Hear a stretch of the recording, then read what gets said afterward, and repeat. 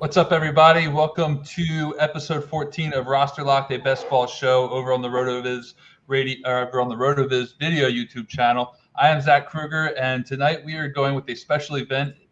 Tonight we'll be drafting in the Draft Sharks Invitational. It is a league that I was invited to earlier this season by Matt Schaaf of Draft Sharks. There is a super sharp crew in here, and I thought that maybe I should have someone to help me out along the way. So I dug deep in some of my Roto Underworld connections, reached out to Cody Carpentier. We like to call him the Rooster. If you've ever checked out his show, Early Risers, over on I guess it's the Roto Underworld YouTube channel, correct? Yep. Over on the Roto Underworld YouTube channel, you can check that out as well. But we have 25 rounds of Draft Madness coming our way in about 10 minutes. Cody's going to help get us through this thing a little bit. Cody, how's it going? Thanks for helping me out here, because I think I might need it if you've taken a look at this room. I'm doing good, my brother. This is going to be a stacked room. I'm pretty excited to kind of tag along and watch this draft go and kind of commentate and give my opinion. But you got your hands full tonight, brother. I do. Give me 1 second here. Let me get this email pop-ups off of here real quickly. There we go. All right. Yeah, dude, we are loaded in the draft room today. So I will be very curious to see how this whole thing unfolds. Let me go in here real quick.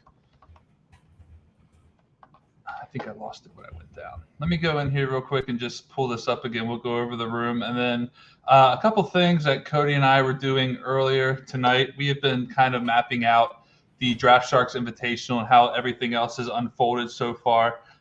We are at draft number 5, so there's already been 4 teams that have picked. So we were able to kind of take a look back at some of the historical drafts that have unfolded over this last week and a half or so. We will be, without a doubt, referencing these drafts to kind of make sure that we're making some logical picks here, that we're not, getting too early on anybody for this thing. In terms of the actual draft format, for those of you who maybe haven't tuned into any of this recently or interested in just knowing a little bit more about it, it is a super flex league with tight end premium scoring. And as far as the roster goes, it is 1 quarterback, it's 2 running backs, it's 3 receivers, a tight end, a super flex spot, and then a regular flex spot. So it's actually very close to the FFPC super flex format in terms of the tight end premium scoring. They have 1 more wide receiver spot and 1 less flex spot, but I think it's going to be close enough that I'm actually going to also be referencing the RotoViz super flex FFPC ADP a little bit, along with the screenshots that Cody kind of helped us pull together. Just so we hopefully come in here guns loaded, ready to go, and don't make fools of ourselves here. But Cody, have you given much thought to any of these draft plans? How we should be mapping this thing out as we get ready to draft in the next 7 minutes or so? I think the big thing is really just kind of picking your angle and kind of being committed to it. Just kind of going through some of these last drafts, you can see the quarterbacks tend to go obviously early. We're sitting at pick 7. Yep. If you backtrack through these drafts, like the first draft, Mahomes was the only quarterback that went in the first 8 picks. Then you go down, you look at the other one. 5 quarterbacks go in the first 9 picks. 3 go in the first 8 picks. It all kind of just – it's the room, right? You have to feel out the room, see what happens. You go quarterback just to solidify your super flex spot. It really just depends on how you feel and who's there, right? Right. I don't know how you – I don't think – would you – you look in quarterback, tight end, receiver. I'm assuming you're not probably going to go to running back round 1, or would you? Don't give away the strategy, but don't give away your strategy, obviously. But that's kind of my process would be. Yeah. No, I know what you're saying. As far as it would go for me, I think it would kind of honestly just be something similar. I think that if the right quarterback falls to you, you take him. Obviously, wide receiver, same thing. Tight end, with the current Darren Waller reports and that camp stuff, I don't know. Can I take Darren Waller confidently in the first round of this draft if Kelsey's off the board? I want to go tight end in a tight end premium league. I question that right now. But if Kelsey is there, I have no problem with him. And running back, I'm absolutely fine with going ahead and taking one in this round. I got no problem doing a hero RB build. I'm fine with that.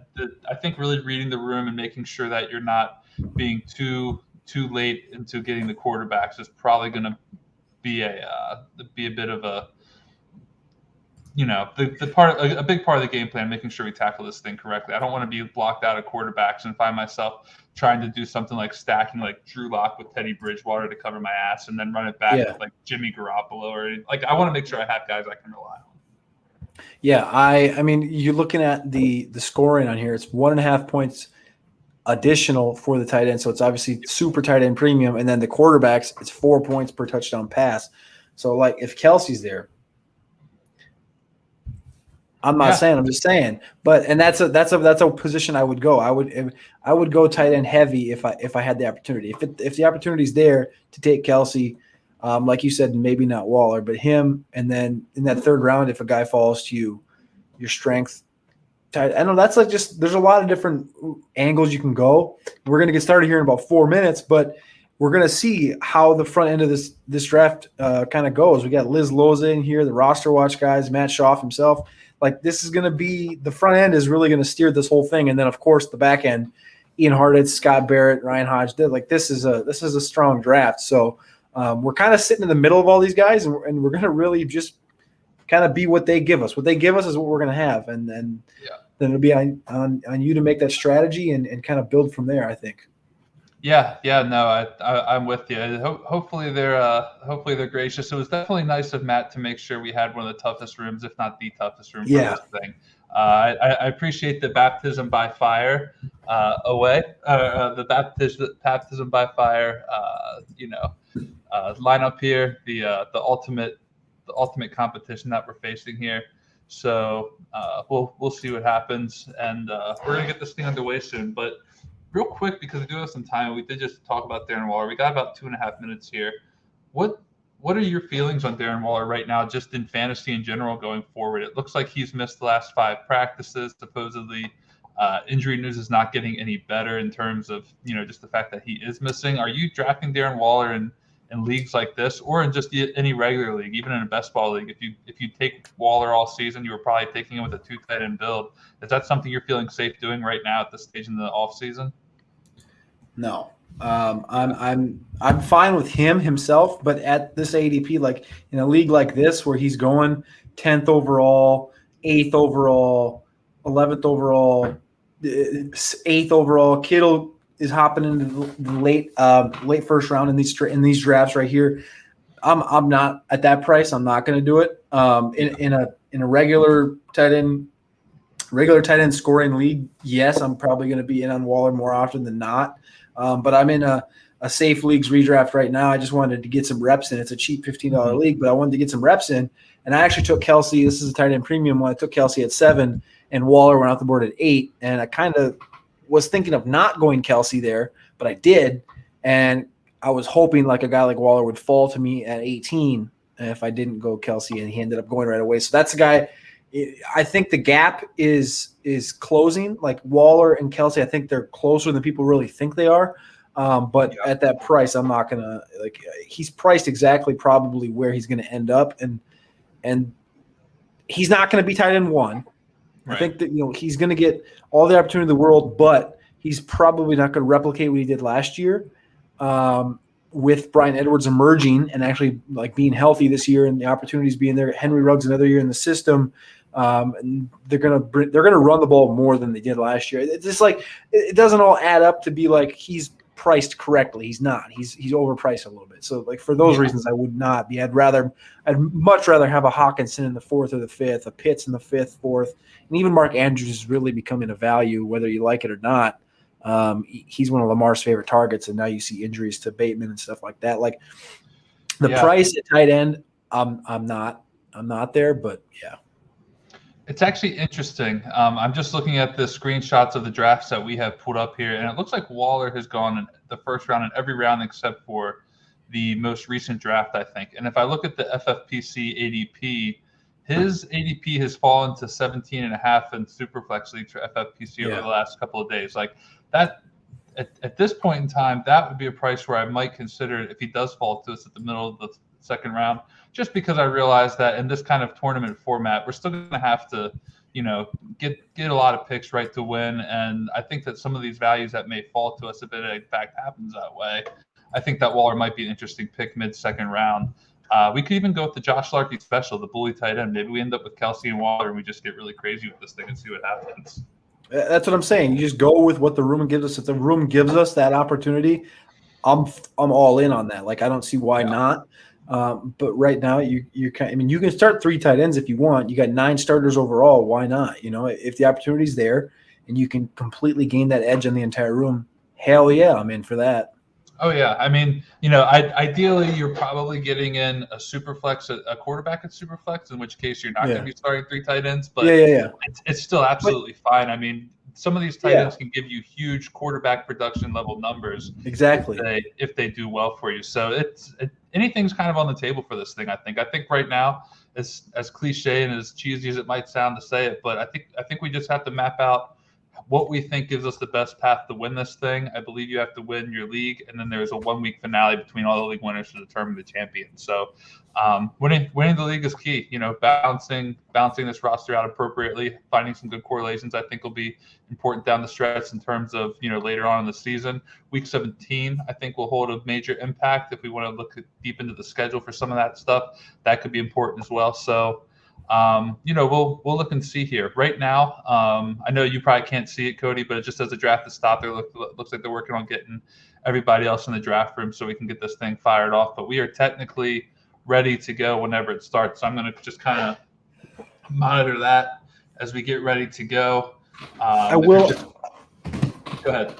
I was going to say, I will add, like what we just talked about, where you could go bully tight end, and I mentioned going, like, there's three spots at tight end open, right? And with the scoring advantage of 1.5 points per PPR additional, so 2.5 points PPR, obviously, and then the quarterback's only scoring 4.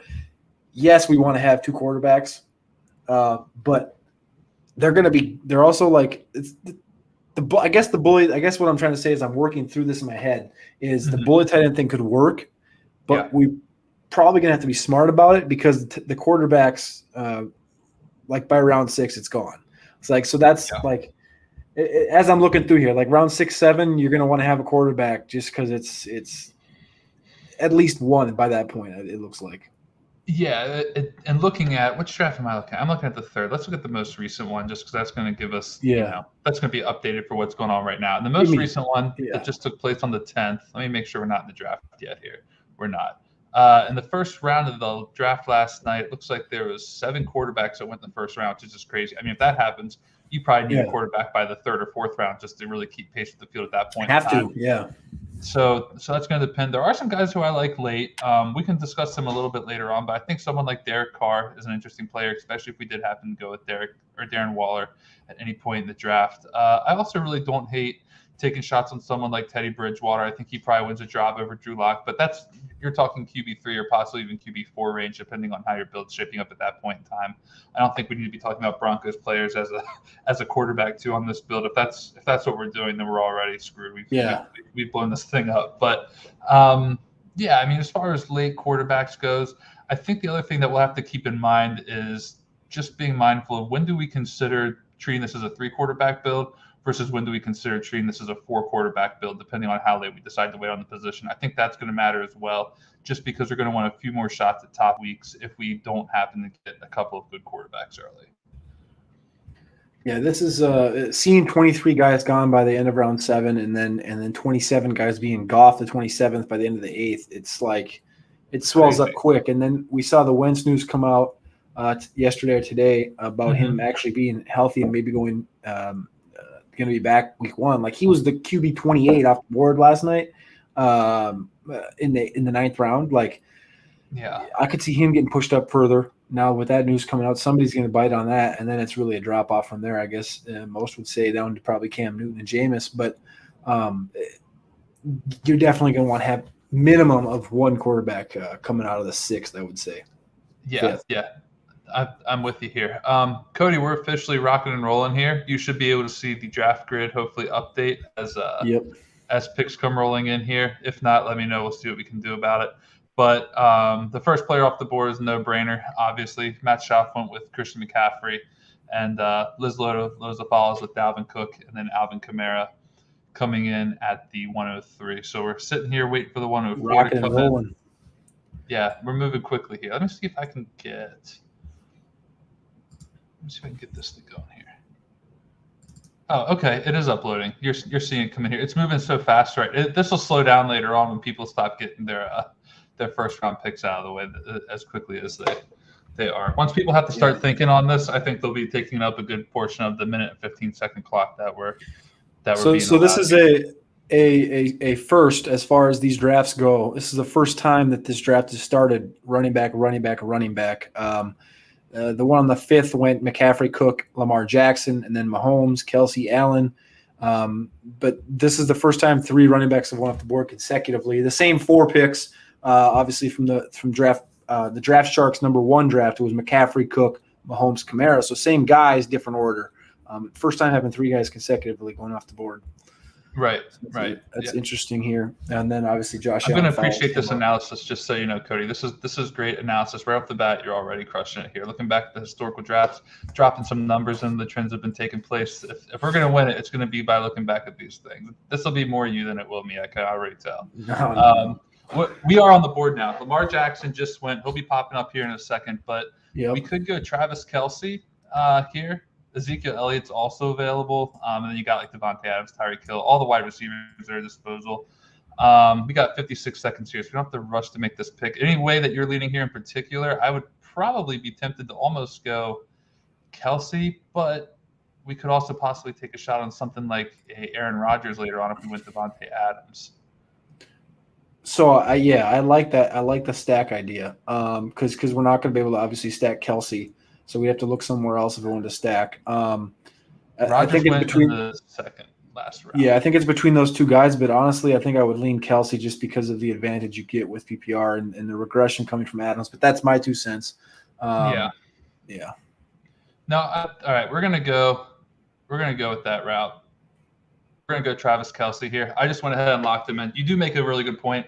Travis Kelsey is already one of the top tight ends in the league. He gives you a tremendous advantage, even if you're just playing a regular PPR league, even playing a half PPR league. Travis Kelsey gives you such an advantage over the field. Yeah. And this tight end premium league that we're sitting here talking about, I think that Kelsey is just an elite player to have. And I really think that, we talked about bully tight end earlier before we just started this thing. I think that bully tight end is going to be an option here depending on who falls to us at the 206. So I'm fine with taking Kelsey. There's a couple of people in the chat who didn't realize it was tight end premium, so maybe that kind of helped out with the Kelsey fall. I'm not sure where Kelsey went in any of these other drafts. Is Kelsey already off? He went 8th yesterday. 5th. I see him. I was going to say I'm seeing 6, 6, 5, and then 8. Yeah. So we got him the second latest of anyone in here. So all right, I mean I'll take it. Why not? You got an elite tight end. If we're able to jam in one of these other top tight ends. You also made a really great point about Mark Andrews too. The Ravens wide receiver room is super weird right now. It's like they're all banged up, but they're all expected to also possibly play in week 1. Yeah. So it's like, how do I balance my confidence in Mark Andrews perhaps receiving a little bit of a boost right now compared to, a couple of weeks ago when we were talking about him maybe, taking more of a backseat to someone like Rashad Bateman in terms of the passing attack. We got a little bit of a surprising pick here. Derrick Henry has only went in the first round once in these drafts. He's been RB7, RB6, and now he's RB4 off the board in this draft here. He goes off at pick 8 to John Scuddery. I like the big dog. It's obviously a redraft, so you're all in on being there in 2021. That's got to be your guy, and obviously John's in on him. He's taking him the earliest anybody's taken him. How do you feel about Derrick Henry this year? Are you the guy that's in on him, or you think he's going to fizzle out finally because he's age 27, 28 year? What are your thoughts there? Yeah, I made some friends on Twitter the other day, Cody. When I made a comment about and I retweeted Larky actually, who he had been talking about Derrick Henry, and I believe my tweet, I don't remember word for word, but basically it was a comment of Derrick Henry is probably more likely to be a pick that helps you keep pace with the field rather than put you ahead of the field. It was basically I was putting myself in the minds of a Derrick Henry drafter where I said that people who draft Derrick Henry are probably either drafting him because they're looking to treat him as a safe pick who's going to help you keep pace with the field rather than put you ahead of the field necessarily, or they Yeah. just think that he is, a player who has a chance to perhaps be like an overall running back one. And for some reason, I don't know why I would think that, but some people are still in that boat for some reason. And then I called them fish. I said it was a fish pick. So that's very horrible of me to say. I shouldn't say that about people. And a few people, decided to let me know that they were listening to that. But I'm just not big on Derrick Henry.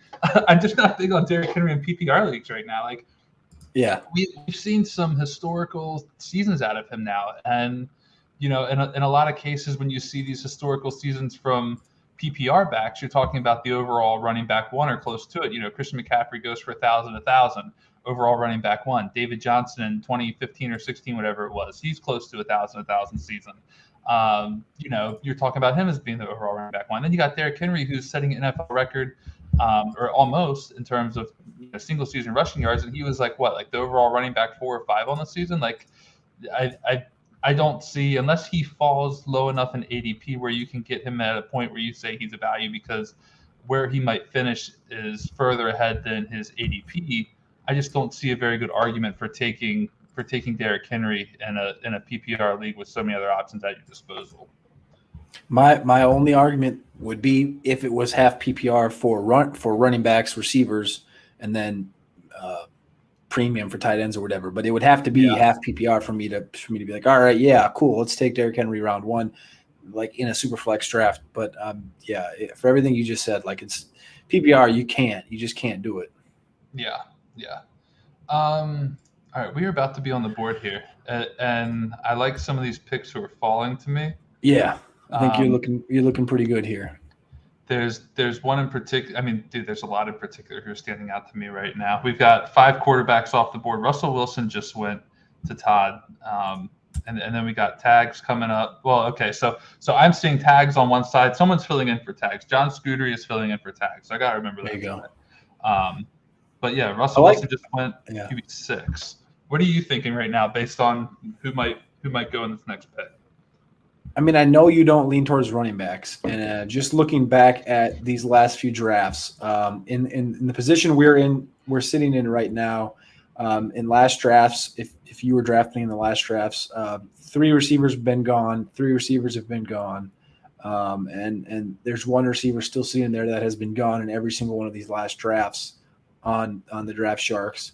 If he doesn't go here, he did not.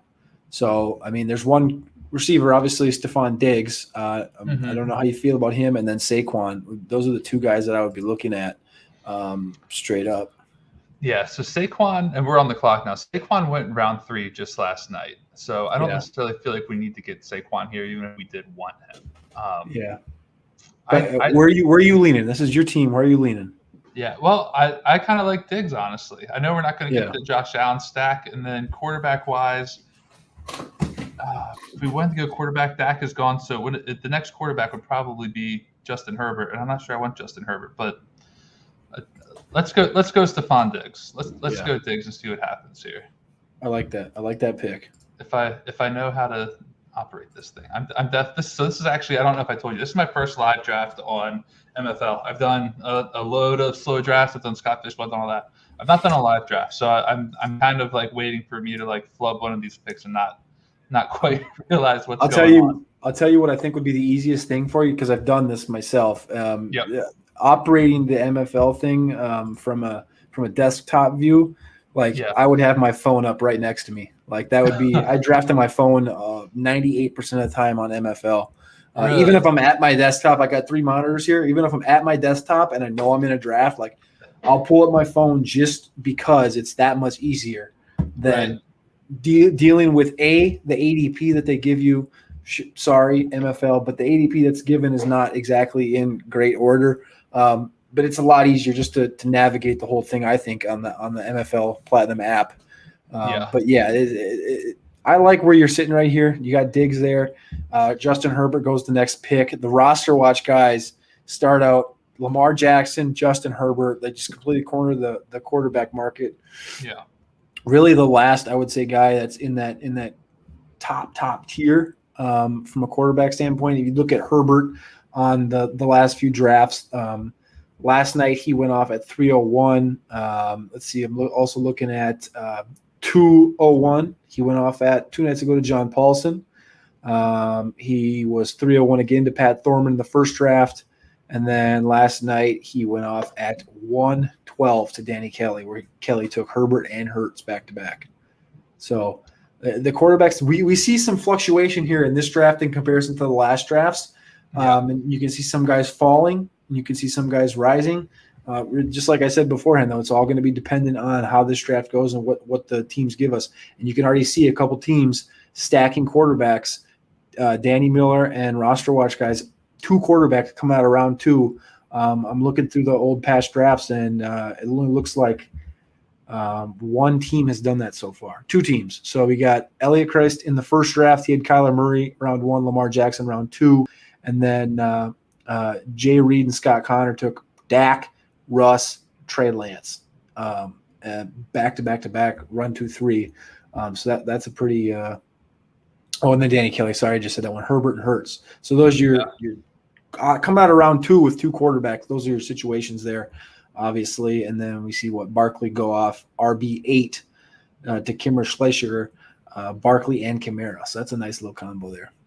Yeah. There's some interesting builds coming out of this thing. Even looking back the other day, you referenced the draft from the I guess that was the 5th. It looks like Jay Reed and Scott Connor started 3 quarterbacks in a row to start their draft. It's crazy.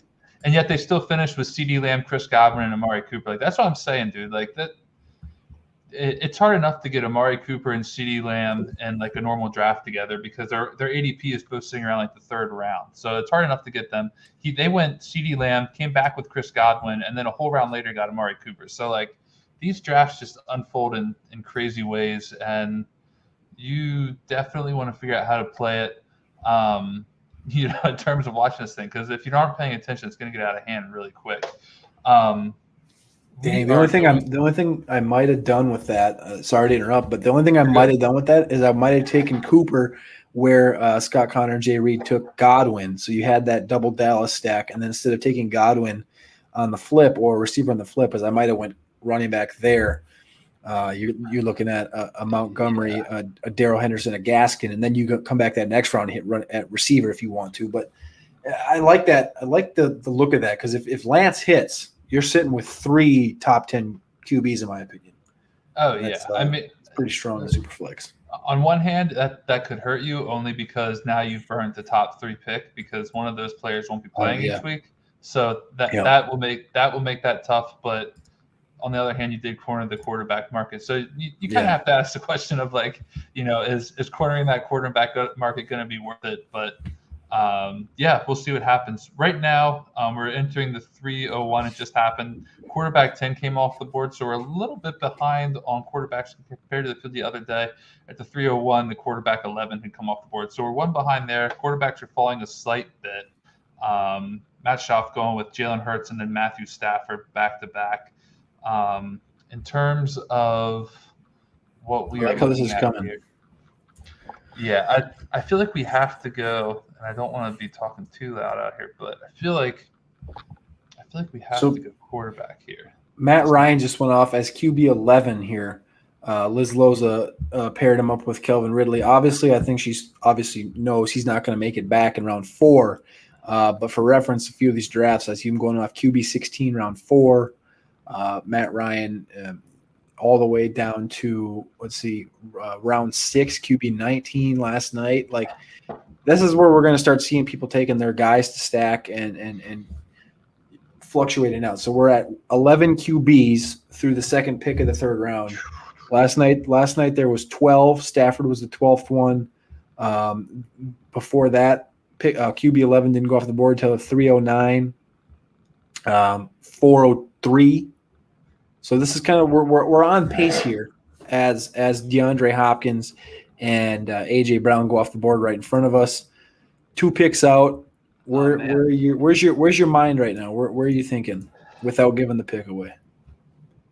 All right. Well, so I was thinking Aaron Rodgers, and I was hoping that Crack Rock was going to go with a tight end or another position because he already had Josh Allen because I knew Roster Watch was not going to go 3 quarterbacks out the gate. At least I wouldn't have expected them to. So I was hoping Rodgers was going to fall to us. He did not. Kind of assuming that Roster Watch isn't going to be going with another quarterback here. looking at who's available, I mean, so right now we'd be looking at going quarterback 12. So I'm just trying to look back here some of these past drafts more recently, but it looks like quarterback 12 from last night was Matthew Stafford. And is he still – Stafford is gone. Rodgers just went. We're on the clock now. Antonio Gibson is gone. I mean, there's a couple ways we can go here. Obviously, there's something like a Ryan Tannehill pick that I would have no problem with making. I believe he's still on the board for us. I think Tannehill is a pretty nice value. We can still possibly run it back with Julio a little bit later on if we really wanted to. I also do not hate. Well, I really don't like a whole lot of other quarterbacks in this round right now. We got 43 seconds, so let's just talk this out. What are you thinking right now? If you didn't go Tannehill, who would you go with? Any player. It could be a quarterback too. I was going to say, I was just peeking at tight end. It doesn't look like this is a good range for tight ends. You might look at, I don't know, we have Diggs and Kelsey so far. We got 20 my best availables are all looking at running back. I don't know. I mean, I would go receiver here, but it's up to you, man. What receiver do you want? I would go Metcalf, Jefferson, or Robinson in that order. All right, we're taking Jefferson would be the stack. Jefferson would be the stack if you wanted, but I would go Metcalf, I think. We got the Roosters pick in here. We went with DK Metcalf, went ahead and went another receiver. The question's going to soon become how close are we to flirt with disaster with not landing that quarterback? Do you think right now the room does not feel quarterback heavy enough? I think if we're looking at the board too, we're somewhat in a bit of a safe space in terms of we have to worry about John Scudry possibly getting 2 quarterbacks on his way back. Same with Ryan Hodge, but Scott Barrett probably taking one. Todd's probably taking one. Ian's probably taking one if they do with either of these picks before us. If that were to happen, then we're looking at. I think you're looking at. If that happens, so if you're looking at the next 2, 4, 6, 8, 10 picks before us. Going between, okay, so one goes off. So you get 8 picks between us. And if you see 5 more quarterbacks go, then I think you got to go running back because I think the value is going to be there at running back. And then you have to go quarterback. But that's, I mean, because if the value falls to you and they're like, you have to take running back, basically what they're going to do. But we got to wait and see what happens to this room. Tannehill goes off the board with Henry. Scuderi has Henry now and Tannehill. So not exactly that's basically like not a stack. Yeah, he's got the goal line stack. He's going to get all the goal line touchdowns no matter what, unless that's they run jet sweep. That's a 20 target stack, Cody, is what they call that. It's a 20 target So stack. Tannehill goes off obviously there, and then Todd Burrows takes Taylor. So now he's got a tight end, quarterback, and running back, and then Ian Hartitz takes Mixon. So he starts out Murray, Devontae Adams, Joe Mixon. No stackage going on there. As we head into the corner. You're ahead of me right now. You're seeing a little bit more than I am right now. You're calling out these picks before I can even say it. As we head into the corner, Scott Barrett, who has Dak and Zeke Elliott, picks Chubb over going receiver. So that's interesting. I might have expected him to take one of the receivers there, but I'm assuming he's probably going to do it on the way back, assuming Ryan goes quarterback here. I would think Ryan would go quarterback. So this is where it's going to get – this is where – well, he's got one more pick, so he could still go quarterback, but he's going to be doing what we're doing now. He could be at the mercy of our second quarterback pick if we did go quarterback here. That's the weird thing, though, is these guys are sitting on the ends. So the ends are you can dictate how things go, and you can get fucked on the way back if you don't do it right. And Hodge goes triple 3 receivers, 1 tight out of this jump, so he could get stuck with the end of a quarterback run here. 13 dudes are gone, and typically at the 5-12, you're looking at QB 20. On the comeback, so Hodge is really rolling the dice here, in my opinion. As we come back, we are, like I said, 10 picks. If 6 quarterbacks go, we're going to have to be looking at something. But it looks like quarterbacks are going to make it back to us if Hartitz and Todd Burrows don't take their second quarterbacks. Najee's off the board, Lamb's off the board. I think Hodge might have sniped Barrett a little bit, though. I think he might have taken Lamb had Hodge not taken him. Yeah, I mean, he might be able to get Amari from the next pick. We did see that one draft the other day that Amari actually fell. It was actually Yeah, I think he was what, six? Lamb, Godwin, and then Cooper in a Same draft spot too. night. Same spot. Yeah, out of the 11 spot. So Justin Jefferson goes to Harditz. So he's got Devonta Adams, Justin Jefferson, and Kyler Murray. One quarterback has went out of this entire corner. And now Todd takes CEH. I'm fine with this. Now, what we can't do is swing and miss on this quarterback pick if it comes to us. This is incredible. I can't believe this happened. I would literally look at this corner and you're like, all right, how are we going to look? And I was like, 10 picks. If 6 quarterbacks go, I think you have to go the opposite direction. But 8 out of these 9 picks so far have been running back, receiver. Yeah, we're about to run headfirst into the quarterback storm here. I think we're waiting to see who Scuderi takes. He takes Allen Robinson, so we're up now. So incredible. All right, this is looking good. I don't hate this. My question to you would be, can we just take Trey Lance? It would be a bold move, but we already know we need 3 quarterbacks, and there's a couple quarterbacks who go later on who I think we can pair with that.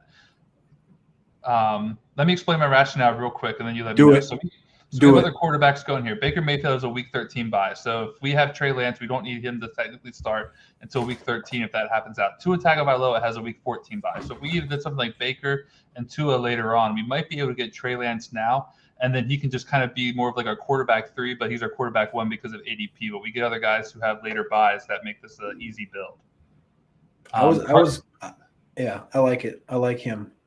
Are you good with this is like the range. Like he's probably not coming back to us. Are you good with Lance here? And then I don't think he's making it back to us. Even though this other end here is pretty quarterback heavy, other than Camera. I think it is. Yeah, I went with him. So real quick here, just because I mapped that out. It sounded like you were a fan of the process. So yeah, Lance went QB 13 last night. Lance was quarterback 12 the night before the draft. Before that, he was quarterback. I'm sorry, I'm looking through these things trying to find them out here real quickly. It actually looks like on August 4th. Where did he go? I'm looking at the August 4th one. How late? QB 18, Jack Miller, 5'7", and quarterback 14 to Amico. I think you're the one ahead of me. But okay, I might. Yeah, you were ahead of me. So yeah, 18 to Jack. I mean, basically, we got him as a QB 14. We got him at the range where he's been going, but we got him close to like a round later compared to some drafts. So okay, good. I missed out. So I got a board over here clicking, and I misclicked and did not click Tannehill off my board. So Tannehill is still available on my checklist over here. So I was like, fuck, we could have went Tannehill, but then I realized we just talked about him going. So obviously screwed that. And we see a slew of receivers now flying off the board. Godwin, a guy that we just looked at, goes off at 5'11" in the draft. Was this last night or 2 nights ago? He goes off here at 4'9". Yeah. So we got the Brady and Godwin pairing there, and then AJ Brown and Patrick Mahomes. I kind of like that. I kind of like Godwin went 5'11" a few nights ago, so that's a little early compared to. But that's the thing, like where these players are going is not necessarily. I think where we're looking at some of these boards, like what we're going to see happen here is less reflective, I think, of what I want to call like a consensus ADP, and really just more reflective of who you're drafting with and what these people are going to do, in terms of how they're going to treat the room. So I can't believe this other end down here, Harditz, Barrett, and Hodge, and even all these guys after us, 8, 9, 10, 11, 12. Came out of that corner with one quarterback, and then Hodge with none. And then even Keimer on this other end came out still rolling, no quarterbacks here through 4 rounds. Kind of shocked by that. Yeah, I mean, I guess some of them are going to have stuff on the bring back here, but I would not.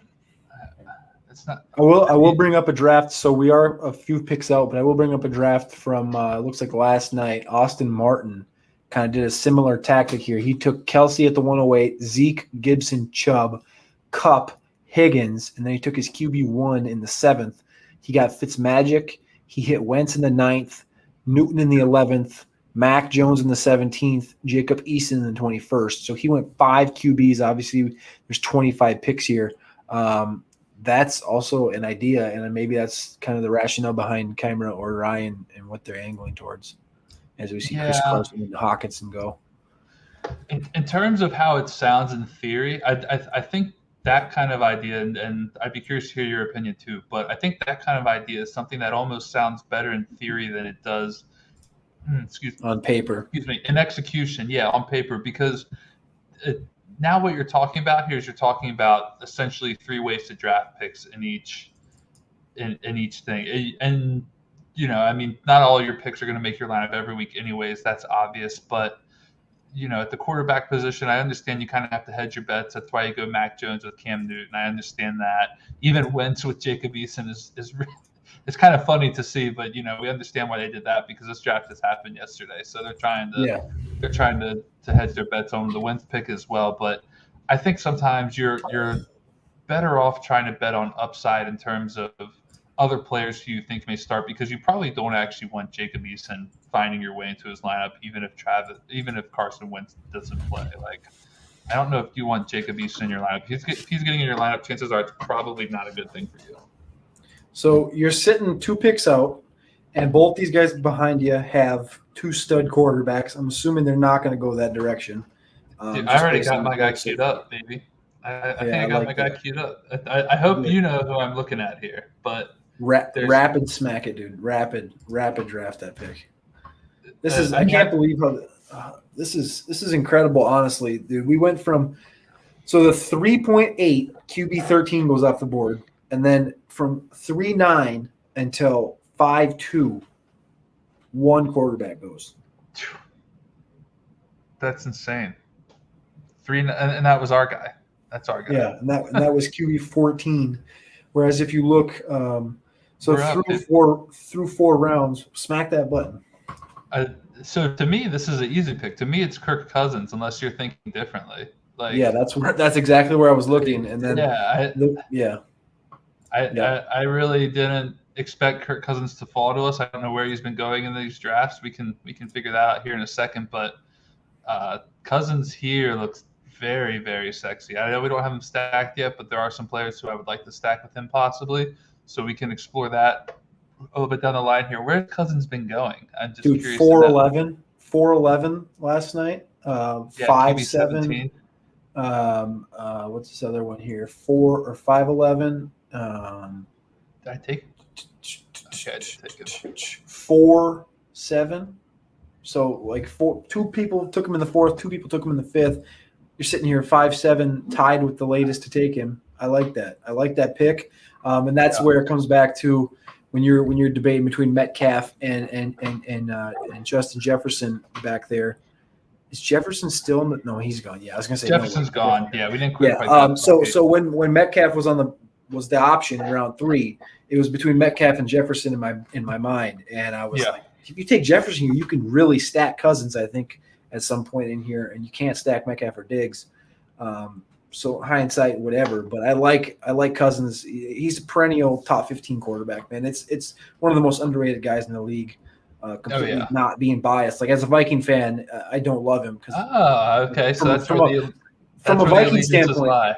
Yeah, from a Viking standpoint, I'm not. I don't love Cousins because he's not a Super Bowl winning quarterback. From a fantasy standpoint, he's just consistently done it. And by the end of the year, you look up and he's there. And it's like, all right. So taking him QB 17, I can't really argue with that. Oh, yeah. Yeah, for sure. I'm just checking out the chats here. My apologies, by the way, guys. I'm absolutely horrible with finding these comments and posting them. My buddy Dave Caban checking in. I've seen Taysom Hill going so late in a ton of drafts, sneaky way to backfill quarterback at the end. Absolutely. I mean, the gamble there is certainly Jameis Winston plays and not Taysom, but the payoff is Taysom does play, and now you've got a valuable quarterback at the end of the pick there. Cody, I'm going to send you something real quick that I think we just need to kind of keep an eye on possibly for later on this draft in the private chat, and then. This is this back end of this draft is going to be something I'm going to keep watching. And that's this back end just not going quarterback is Now we're at the point, okay, Harditz takes his second quarterback. Todd still doesn't have one. Oh, no, he does. Sorry. He has Wilson, and then Tannehill goes to John. Scott Barrett goes to Amari Cooper. We talked about that one earlier. I thought he was going to get Lamb on the last round, but he didn't. Gets Cooper now, pairs him with Zeke and Prescott. I like that. Does Hodge go quarterback here is the question. Yeah. So that's – I mean, I think one of these two picks he's going to have to go quarterback because if you were talking about getting locked out of the position earlier on, like you're really talking about being locked out of it now if you don't go with it. Unless his plan is to just smash quarterback, a load later on. He's probably working himself into a 4-quarterback build at this point in time. If he doesn't take one at either pick here, I'll be curious to see where he decides to go with these picks. And then, bear with me, I'm just looking at a couple different. I'm trying to look at a couple different things here.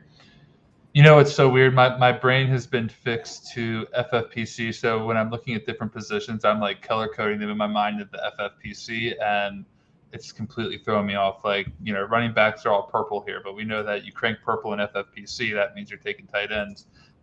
Crack Rock reference, so shout out to him. But now I'm trying to make sure. Yeah, I will say this, Cody. This draft is getting very roto-busy, very quick. We don't have a running back, and we're coming up on round 6. So it's not easy for me. It's not easy for me. We're leaning into a zero RB build, but even now, if you think about what we're doing here, like you're advocating for these picks just like I am. So I think that you might be you might walk away as zero RB truth or hey, let's talk about Hodge though. Let's talk about Hodge here. He just did it. ETN. Oh, and then Scott. Thielen goes. Come on, Scott. So Thielen was one of the picks I was eyeing up. I did actually message Cody and I said, hey, let's keep an eye on Adam Thielen. The other night he went as wide receiver 23. I didn't necessarily want to get him this next round, but I thought we might be able to jam him in round 7. So yeah, Thielen goes as wide receiver 18 here. He's healthy, dude. He's healthy. I exactly what I said back to you in the chat, man. He's healthy. The ankles bothered him all year last year. He got some surgery to fix it up, clean it up. Had 14 touchdowns. He's going to regress from a touchdown standpoint, but that workload's still going to be there. He's not. He's when you train with Chris Carter and Larry Fitzgerald and there's this group of guys, Fitzgerald, Moss, Carter, that always train together, and Thielen kind of got in under that wing with Fitzgerald. Thielen's not going anywhere. He entered the league late. People think he's dust, and I hate that. It's like, oh, Thielen's gone, Justin Jefferson's the guy now. But no, it's a 1A, 1B thing, right? These guys, I don't think either one's an alpha, but together they're alphas, if you feel what I'm saying. Yeah. So we got Darrell Henderson goes off the board here. Todd takes Lockett. Is John going quarter? No, damn. John could go quarter. So what's going to get really crazy here? And Fields? Does he go Fields? He could go Fields. So stacking with Allen Robinson and hope that works out for him. What I think is interesting at the moment is depending on how this quarterback situation looks later on, all the teams picking after we make this pick in the 6th round, all these teams have 2 quarterbacks with the exception of 2. So if we can make an argument that we're fine with getting a number of quarterbacks in the 7th round, that we're fine with not taking quarterback here, then I'd be leaning another position player. I don't feel backed into getting a quarterback at this moment, depending on what happens even with this next pick. Yeah, I think my board is not saying quarterback on it right now. Yeah, there's all right. He just went Miles Sanders. So let me tell you one player who I have. That was the best available on my list. Miles Sanders was. So one player I do have in my queue right now is Brandon Ayuk. That would be a stack with Trey Lance.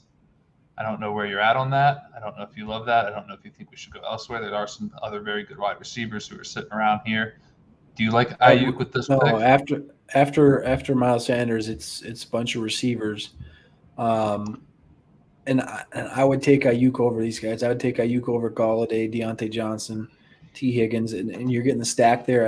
I like the Ayuk spot right there. Yeah, I like nothing against that. I like Ayuk. Real quick, Debo went as wide receiver 35. So we could run it back with Debo later if we wanted to go somewhere else here, but I'm kind of fine with Ayuk. If you're good with it, I think we go with it. 100%. I'm cool with Ayuk. All right, let's do it. So you're also looking. I mean, there's other guys here, but I for stack purposes, I don't think it's an egregious pick at all. It looks like he went off at 6'6" actually, we're at 6'6". He went off at 6'6" to Mike Shop last night. Let's see, where'd he go on the night before? He went off at 7'9". Which you may have 6'6" again. 6'6", 6'6", 7'9", and where's he at on this one? 6'6". So he went off at 6'6" 3 times. Nope, 7'6", sorry. So, yeah, we got him right in that spot.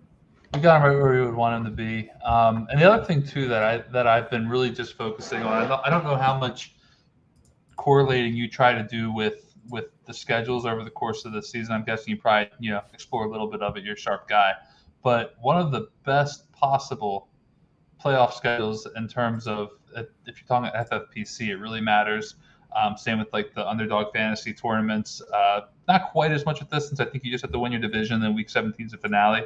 But San Francisco could really push your roster over the edge in terms of just, where it finishes at the end of the season.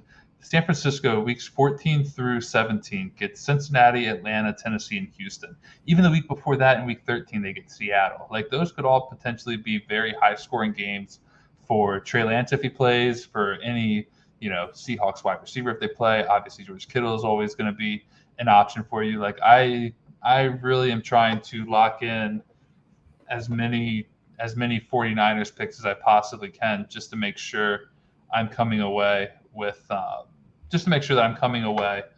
who I want in terms or just coming away with rosters that have good upside in regards to playoff pushes and late round or in late season schedules that are really favorable. The draft is paused, by the way. I think they're trying to correct the pick here for a second, but I like Ayuk. I don't know. Have you been working on correlating, schedules at that area in the season with any of your best ball drafts?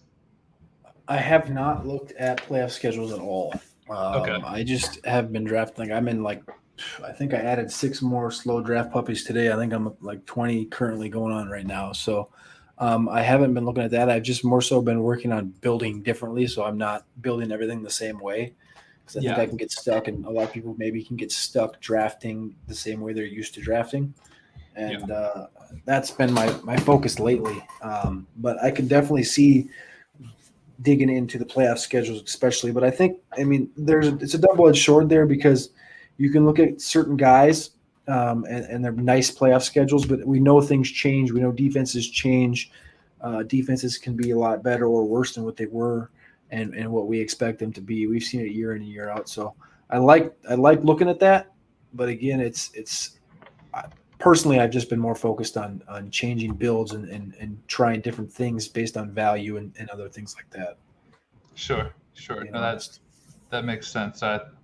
I don't blame you. That's, there's the best part about best ball is just the number of ways you can try to tackle a draft or to tackle a tournament or several drafts, or whatever the case may be. Like, there's always something different that you can mess around with a little bit, just to give yourself different looks, to give yourself different exposures, and to see what you may want to do at any point in time in the draft season. And I'm assuming you were very close to me in terms of the level of degeneracy, in terms of you've been drafting since March, drafting since April, and we're just out there smashing picks and be like, maybe I'll pivot to, trying to focus more on exposure than correlations, and vice versa. Like, there's a million ways you can build out these things, but the playoff schedule is something I've been really trying to focus on, even for this next pick, dude. There's a part of me that knows and feels like we have to go quarterback, and then there's another part of me that doesn't, because I'm just looking at some of these correlations, and I'm like, if these land, we could be cooking with something. But we'll see what happens. I actually really like how this team is shaping up so far. I know we don't have a running back yet. I don't want you to get nervous. I will guide us through. If it becomes this full-on 0 RB build, Cody, we will turn out just fine. We have 25 rounds to make this thing work. I might need a freaking IV here in a minute if we don't start getting some running backs, bro. We are. I can't believe I came on here. We're just going full bore in 0 RB. we won't tell Matt, we won't tell Larky. If you were forced into this, just remind them it was RotoViz guy. Like this is what we do. This is like I'm legally obligated, I'm contractually obligated to not draft a running back until at least round 10. So we got a little bit longer to go. That's fair. So if you look at it right now, dude, there's no quarterback that has gone around 6 so far. We're almost completely out of the 6th round. Yeah, it has me wondering. I'm looking at one guy. You're looking at one quarterback right now? Yeah. Okay, so I put someone in the queue. Let me at least make sure that I'm checking in on your private chat because I want to make sure that we're drafting RB here and you're fired. Dave Caven just threatened to fire me if I draft a running back here. All right, Dave. I mean, hold your horses, but we'll be okay. We won't take a running back just yet. I'm busy, bro. I'm busy. All right, Cody. I just dropped you the chat there real quick so we can make sure that we at least have hopefully a guy who we like. I'm not sure where you're at on this guy, but I do like him too. Miles Sanders just went. I thought Miles Sanders went earlier. Did he not? Yeah. I just had Miles Sanders pop up at the 6-11. Unless No. Yeah, I know. I'm seeing it because he went off before we made our. Unless they pushed him back and removed him when we just missed it, and then someone else took him. But there was definitely a point in time where Miles Sanders was. Because he went off before your pick. Because remember I said Sanders was my guy right there, and then. Right. Yeah, I remember you saying that. Oh, because Julio. So I think John was taking Sanders and then meant to take Julio. Okay, that must have been what it was. Because I'm like looking at it, I'm like, hold on a second. I mean, I'm still fine with who we have right now. I like how this build is shaping up. The one thing I need to be aware of are these bye weeks that are sitting here in the left-hand corner, like these 7, 6, 7. No. That's our pick. That's our pick. Okay. Yeah. Oh yeah. So we do have to watch bye weeks a little bit. That's the one thing that's not showing up here. I don't have bye weeks memorized as well as I would like to, but you know what? Never mind. I stand corrected, dude. I got it showing up somewhere else. I just want to make sure we weren't going to mess up with the quarterbacks here because that's one thing that I don't want to do is mess up our quarterback bye weeks. Liz Loza just took Taysom Hill at 7:02. That has to be super early, right? Let's see here. Taysom Hill, he went in the 11th round last night. Did he really? 10th, 11th? Yeah, you're right. Yeah, so 7th round. I mean, I will say this: if there's a quarterback that I want to go at the spot in the draft, it's probably Taysom Hill because I have no interest in drafting Taysom Hill right now. So, hey, dude, we'll take the value. Pushes down a couple other guys here. I'd be curious to know who the quarterback is you're eyeing here. I dropped her in the private. Okay, let me just take a look at that. Yeah. Now, would that align well with the recent drafts? Is that good? Yeah. Relatively speaking. He has not went off yet, and last night he went off. Go look. I see it. Yeah. So. What about the receiver though? Would we be early on the receiver? We wouldn't have to take him yet. Okay, so that's a later build. All right. Yeah.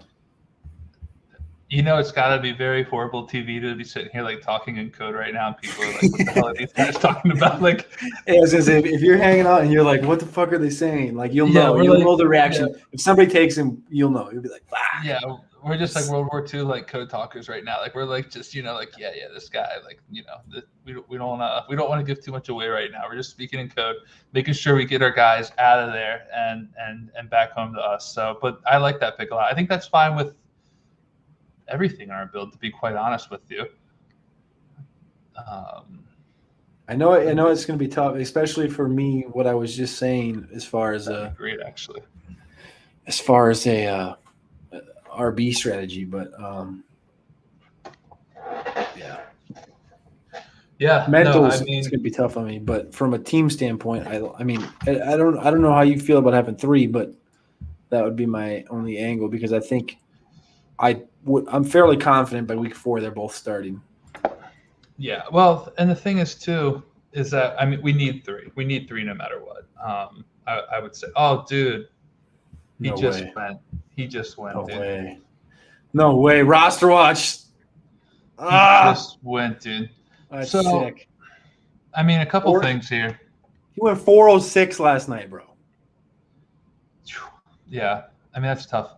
All right, real quick. We're on the clock here. Do we need to take a quarterback here with him gone? I don't think so. That was the one guy I was gonna say to take, but the rest of these guys we can wait. Yeah, at this point in time, we're looking to add one more guy to a roster that I think we have several to take. All right, we got 36 seconds here. Any wide receivers standing out to you? Any running backs? I know you're. No, I think I would. My running back. I'm going to be honest. My board reset, so I'm working through clicking guys. If you have a guy you see, take him. I'm fairly behind on my sheet. Not a problem. Not a problem. I'm just taking a quick look here. I think I'm going to go. If I could find this thing, we're going to time out if I don't make a pick. Where is he? Where is he? All right. I'm going Cortland Sutton. Oh well, it says we just timed out. We took Irv Smith Jr. Should I say something real quick?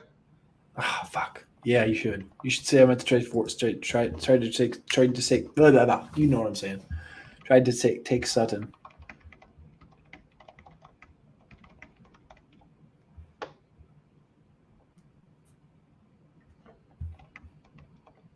Yeah, you don't want to do that.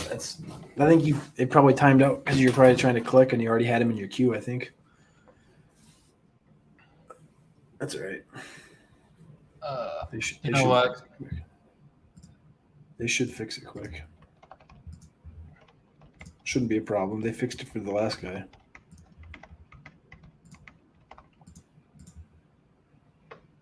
Shit happens. Yeah. Well, yeah, because it said I had 2 seconds left, so I clicked him, and then did it add to queue? No, because I didn't have that under the queue. I just had Sutton. Clicked, and then I clicked the draft button. It said I had 2 seconds left, and it told me that I had timed out. That's not right. So I don't know how everyone else got to pause it, but are we going to be okay? How bad of a pick is Irv Smith there? He went as a tight end 14. We just got him as a tight end 9. So worst case scenario, we're just very bullish on Irv Smith. Yeah, I'm fair with that. I'm fine with that. We at least it's at least a stack. Worst case scenario, like you at least have him with Cousins, and we see Irv has went in the 11th round pretty consistently. It looks like 10th round, 11th, and then let's see here. What's going to be funny is when we get Cortland Sutton on the bring back, anyways. Then I really won't care because I think that may possibly happen. I'm not sure where Sutton's been going, but I've already made it known that now I want him. Yeah, he went as wide receiver 28 in the 6th round the other night. Even if we do get him, it would have been right around ADP. There's a chance he still falls to us. I'll take it. If it happens, it happens. Yeah.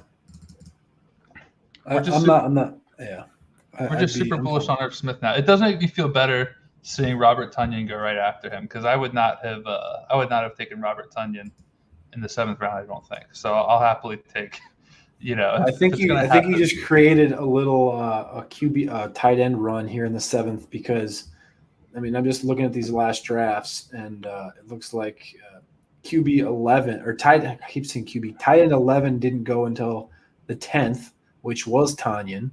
Mm-hmm. And then the night before, Tonyan goes off. Looks like 11 went.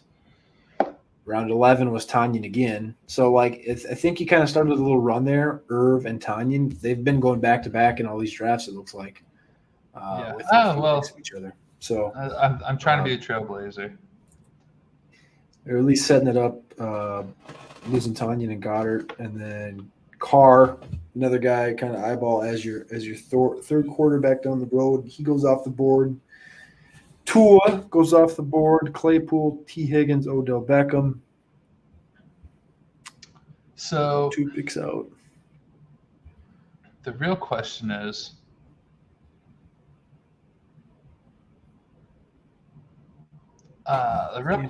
here, how much do we mess around with possibly how much do we mess around here with going with another quarterback here? Do we feel like we need to and we just pass on wide receiver again? The good news is we have 3 really good wide receivers early. Like, in theory, our wide receivers shouldn't be a problem. I was just trying to load up on wide receivers and I messed up with the pick. But I don't think this is a death sentence at this point in time.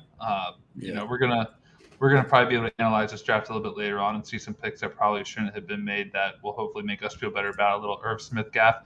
And in fairness, Irv Smith was taken as a tight end 9. He could possibly surprise us and be, you know, a far better tight end than what we were envisioning him to be earlier this offseason. Some of the training camp reports. So I'm trying to put an optimistic spin on this. Whether I sound like a moron or not is to be determined. But you know, we took Irv Smith as tight end 9. When he's a top 5 tight end, it won't matter. When he's a top 5, yeah, Rudolph was tight end 8, and he was a top 10 tight end for like 6 years in Minnesota. So the opportunity is going to be there. Why not? Yeah. Yeah, he's going to get slot snaps. He's going to get opportunities. So I don't hate the pick. I just hate probably if we had Sutton and then you come back with Smith, that'd have been great. But we got him where we got him. That's fine. Yep. What are we looking at with this current pick here? I gotta look and see here. So we're in the 90s. Let me push around some ADP here. Make sure that I know what we're checking out. Do you have anywhere where you're leaning as tags as he just made his pick? So we're on the board now. Sutton's still there if we wanted him, or do you feel like we need to get quarterback? That would probably be something like Daniel Jones or Carson Wentz. I think you can probably wait around to go to the backfield. Just looking at this, where everyone else is running back. Yeah. Actually, Danny Muller is also going 0 RB right now. I might lean there. Are you bullish on somebody right now? I'm not. Well, I mean, we just missed out on Sutton. I think he's a pick. I also think that Tyler Boyd is interesting. If you want to talk about the schedules, we have 30 seconds. But Chiefs and Cincinnati Bengals play each other in the final week of the season. That could be a high-scoring game with the Bengals trailing. So I like the Boyd. I like the Boyd pick. I could go either way on this. We'll go with Boyd. Let's get him in there. We just went Tyler Boyd. I think he's due for. I said this one a couple months ago on the Mind Dimension pod. I think Boyd is still sitting there, and he's still going to be there for 110 targets. This offense is going to throw the ball 700 times, and Chase is going to get his. T. Higgins is going to get his. But there's no. What's up? Oh, you're good. You hear me?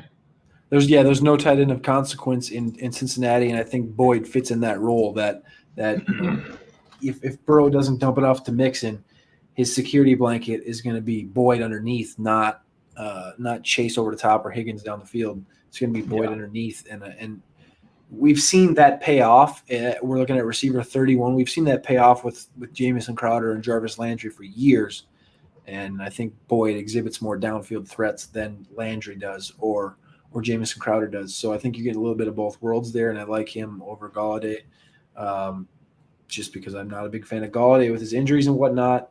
He goes the pick before us. That's why I said that. But I like where we're looking with 4 receivers here. Yeah, no, I'm a big fan of these receivers and how this room is shaping up. And I'm with you. You know, it is important to remember if they did draft Jamar Chase, and we worry about, you know, what that could mean for targets in terms of other wide receivers, particularly T. Higgins and Tyler Boyd. But this is also a Bengals team that's probably going to be throwing a lot to stay in games, just as they were last season. This is probably also a Bengals team that is going to come close to getting 100 targets for each of their top 3 wide receivers, just as they did last year.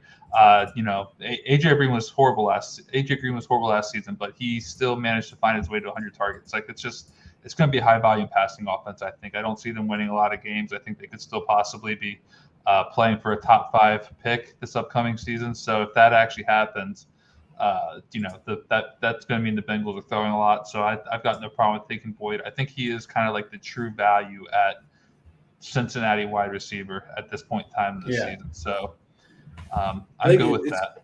Yeah, it's kind of like the New England backfield where they say like the cheapest one is the best. Like the one you can get at value is going to be the best one for your fantasy team. And that's, you know, at running back there, but at receiver in Cincinnati, Boyd's the cheapest. He's going to get the opportunities. Take advantage of it. Absolutely. Where are we sitting at right now? All right, we are almost at the end of the 8th round. We'll be coming up at the 9:07 here soon. Do we have to take a quarterback here? Like I feel like we are getting dangerously close to having to take one, but I think this is the time to take. Fuck! They just both went off the board that I wanted. Well, Maybe not. There was Fitz who just went. Was there I'm someone saying else? I was looking at running back. I was like looking at two guys specifically, and they both went off the last 5 picks. Javonte and Kareem Hunt. I was like, those would be perfect guys to have kind of right at your number 1 spot. Yeah. Yeah, they wouldn't be bad ads. I wouldn't hate that at all. I'm trying to see here. What color is running back on this thing? Is it like the purple color? Blue. Yeah, it's like that blue purple. Blue purple. Let me see here. Well, there's a couple of the running backs who I am somewhat interested in that I think fit what we're trying to do kind of nicely. I'll map that out a bit later on. I don't want to get too far ahead of myself here, but I think there are a couple guys who I still like at this point in time. I'm just going to throw them in the queue just to make sure we at least have them, and then if we do, then we'll chat on them and see who we maybe want to land on to actually be the guy. The other thing that's so crazy is trying to map out these ADPs right now, dude. Yeah, the ADP is not Superflex tight end premium ADP, so it's completely different. But and plugging in some of these guys to the FFPC ADP that we're looking at, I think we'd be right in range in terms of logical value picks for where we're looking at. So I think we'd be okay with who I'm looking at. We just want to make sure that we're not going to be too early on somebody at this point in time. If we take a horrible pick, and there's talking about this somewhere around Draft Sharks, and I have to listen to it tomorrow and hear how bad of a pick it was, how early it was, I'm going to be tilting. So I'm just making sure that we're not falling into that range. But I think we're doing pretty good right now, honestly, in terms of value and what's on the board and what's coming our way. There's been a couple of picks here that I think have helped open things up for us in terms of letting other players fall to us later on in the draft. I think we really just need to make sure that we don't get locked out at quarterback completely, because we definitely need a third one. We might even be needing a fourth one at this point in time. I think there's a lot. I think 4 quarterbacks in 25 roster spots is a very strong. I think you have to have 4 quarterbacks, especially with us having Lance there at the top. Right. There's no guarantee there, but I think he's obviously going to get the opportunities, and he's going to start eventually. But I think there's a lot of guys down here in later rounds that are going to be getting reps. Not going to name names, but there's guys that will be starting and scoring points. So that's a position I'd be fine waiting a couple rounds on if there's value there at these other spots. So the only thing that has me wanting to take a quarterback here is the teams after us have 1, 2, 1. Teams after us has 1, 2, 2, 1, and 1. So there's a good chance that we could be looking at 3 quarterbacks coming off the board between our next pick and this one. And I feel like we might want to just make sure we get a guy who we can say we feel good about, possibly. Take your guy. You know, like not that I even necessarily love quarterbacks here, but these teams who are kind of messing around and not taking that second quarterback right now, I think are going to be pining for a quarterback rather soon. And I don't really want to be. I think, you're on with that. That's a good idea. And we are on the clock right now. I didn't realize we have 30 seconds. So between Daniel Jones, Carson Wentz, and those are kind of who I'm looking at. Would you go Carson over Daniel Jones in light of everything that's going on? I think I still would. I would take Wentz. I believe in Wentz. Yeah, I do too. I'm hoping that he's back. Even if he's not, we'll weather the storm if we have to. Let's go Wentz and get him. And if he does start, if he plays enough games, he fits our Trey Lance build nicely too, because he has a week 14 bye. So it's a very late bye compared to someone like Kirk Cousins, who has a week 7 bye. So, on one hand, I didn't want to go quarterback here, but I think we're going to see other quarterbacks go, and we're going to be happy. Danny Dimes goes to the next pick. He started the run. Hopefully we see a boatload of these guys go off the board, so more value falls. Yep, I want to see another quarterback go to Todd, possibly. The thing is, all these teams with 2 quarterbacks need a third. Like they probably definitely need a third, unless they're just going to bank on these 2 guys, 1 being studs and 2 they're just going to weather the storm with not having them both for the same bye, or on a bye week. They're just going to take the hit, which I guess is fine. But I would want a third quarterback. So we are kind of ahead of the ball game. Like if you look at last night's draft, through 8 rounds, we talked about this earlier. Through 8 rounds, last night had 27 quarterbacks gone. This draft tonight was looking at 23. The draft before that, through 8 rounds, 26. 26 and 21. So that was the first draft at 21. But since then, everything's risen, and the quarterbacks have been going a lot earlier. This draft has pulled the quarterbacks down more. So you're seeing that with the back end of this draft, obviously. Yeah. The reason why that's coming and happening. Sorry, I'm just plugging in some players here. You're good. I was checking to see if Laviska Shenault was still available. He's not available. He just went, right? Did he? Yeah. Okay. I missed that one. I was just taking a peek. But I will say this. All right. Well, one running back just went who I had in there. Raheem Mostert. I was eyeing him for our next pick.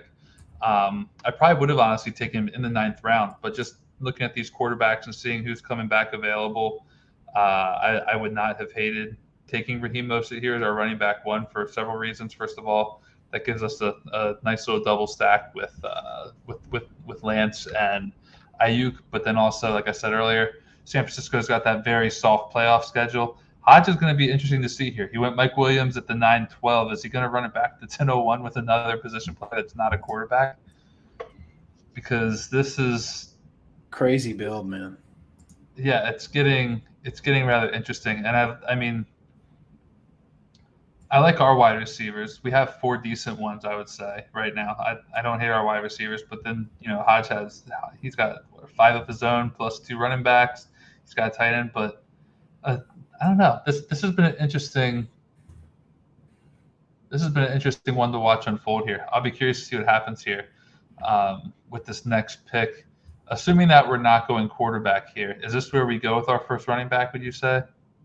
I think that might be the move. I think it might be the move. And there's a guy who I want, who I have at the top of my list. I'm not going to give him away yet. I want to also look at some recent. Hodge went tight end. He went with the second tight end. You got to be kidding me.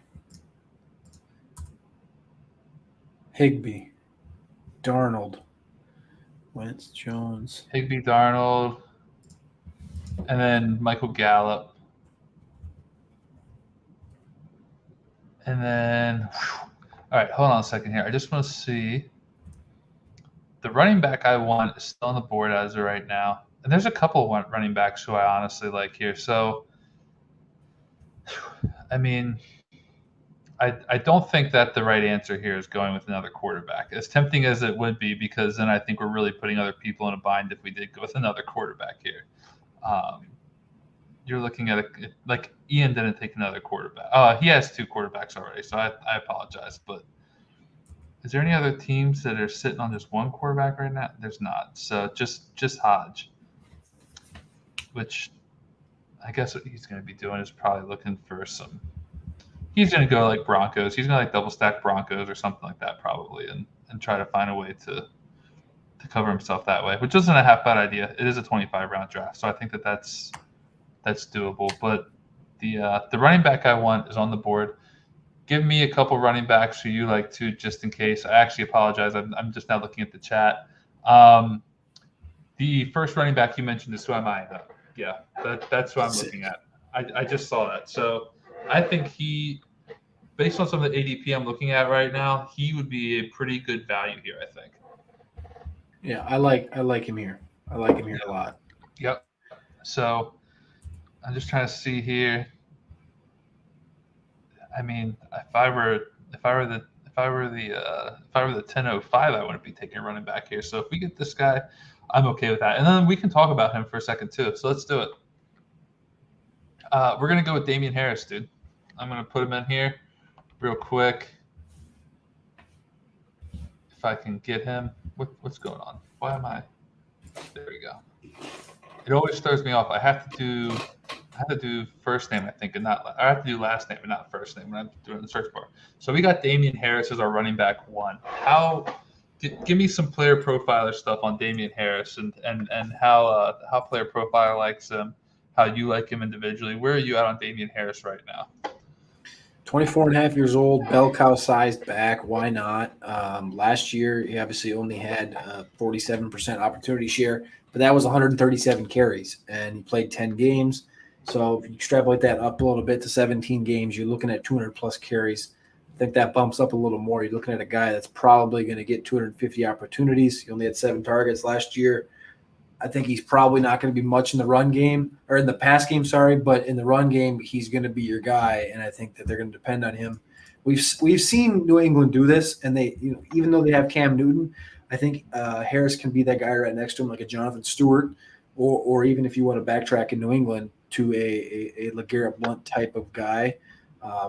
21 red zone touches in 10 games, 48th in the NFL. I know it's down there, but he also only played in 10 games. So I like Damian Harris quite a bit, actually. Yeah, I like him a lot as well. He's someone who I've been looking to add a good bit in drafts. Quite frankly, he's someone who I just think I think as long as the Patriots are in games that they're seeing competitive game script, as long as they're not being beat to the point where they have to abandon the run, I think that Damian Harris is going to command plenty of touches. I think that he was a pretty decent running back last season. I think, if I'm not mistaken, he got bit with a little bit of the injury bug, so that obviously sucked. But you bounce back from it, you move on. And right now, I feel like every report I'm seeing on Damian Harris is like runaway RB1 in Patriots camp. He's going to be killing it. He's someone who's going to see a tremendous amount of volume, and to get him in the 10th round at RB31, I mean, to me, that feels like a steal. I feel like I'm looking at a high-end running back, too, who we got at late RB3 territory. Am I being a little bit too bullish on him? Is he a top 15 running back who we just got 16 spots after where he might possibly finish? I mean, I think when you're looking at opportunities, you're looking like Jamal Williams goes in round 8. You think he's going to get more opportunities than that? I think James Robinson is a similar situation, but Damian Harris doesn't have Travis Etienne in the backfield with him. Mostert has Trey Sermon. I'd rather have Damian Harris. Gaskin's going to have more receiving work. Okay. Sermon's the same boat. Sermon's not going to have the full workload, but he's more like people are excited about Sermon, right? Kareem Hunt's going up there. Kareem Hunt is with Nick Chubb. We've seen Kareem Hunt with a second guy in the backfield be a top 10 guy. Mike Davis, all these guys that are up here, you can make a case for Damian Harris over them from an opportunity standpoint. Mike Davis going in the 7th round, and you see Kadre Allison, Cordero Patterson, like really, those guys are actually getting like propped up in the Atlanta training camp. Like that's telling you what Mike Davis is doing. He's not looking like people thought he was going to be. He's probably going to be fine, but give me Damian Harris in the 10th over Mike Davis in the 7th. I think every day of the week I'd do that. Mike Davis in the so I was looking earlier because Mike Davis is just a guy who I've been completely out on for the most part. When I liked Mike Davis the most, I liked him when he was. I liked Mike Davis when he was a free agent, and I didn't know where the hell he was going because it's where he was like the best value. And he went to the Falcons, and his ADP bumped up to like that 7th or 8th round range, which I guess is fine for the people who are taking him. But I had Mike Davis on a team last year on a redraft team, so I had to kind of make the conscious effort to. Decide whether or not I was going to start him. And I just remembered back a lot of times to not starting Mike Davis after I absolutely loved him through the first few weeks of the season. So I went back and I tried to just figure out why I'm not as high on Mike Davis now as I was, last year. And I was reminded of just how bad he was actually for the majority of the season compared to, I think, the way we remember him. So I ran the math on it. I don't have the exact numbers, but I can tell you that 49% of his fantasy weeks, we're talking PPR leagues, 49% of his PPR points came in weeks 1 through 6. That means that weeks 7 through 17, I know we don't usually play fantasy in week 17, but nonetheless, that means weeks 7 through 17, he accumulated the other half of his points that it took him just the first 6 weeks of the season to acquire to start the season. And he had so many games where it was just like 8-point performance. It was kind of ridiculous, honestly. I'll pull it up here real quick. We're about to be on the clock again. But Mike Davis is a running back who is kind of past the age apex in terms of, when running backs start to decline and their fantasy production starts to dip off. Weeks 7 through 12, Mike Davis had 8.6, 8.7, 8.7, 8.4, 15.9, and 10.9. And then he had bye week 13, exploded against Denver in week 14. And then he had two more weeks in weeks 15 and 16 of 8.1 and 8.8. Like, he had more 8-point performances than he did even 15-point performances last season. He was just a running back who was his season was so top heavy, and then he kind of fizzled out. All right, Cody, we're on the clock. I have a couple of running backs in the queue. I want to give them to you. You can tell me if I'm missing out on someone else or if we should take one of these guys. I got James Conner, A.J. Dillon, Tony Pollard, and Gus Edwards.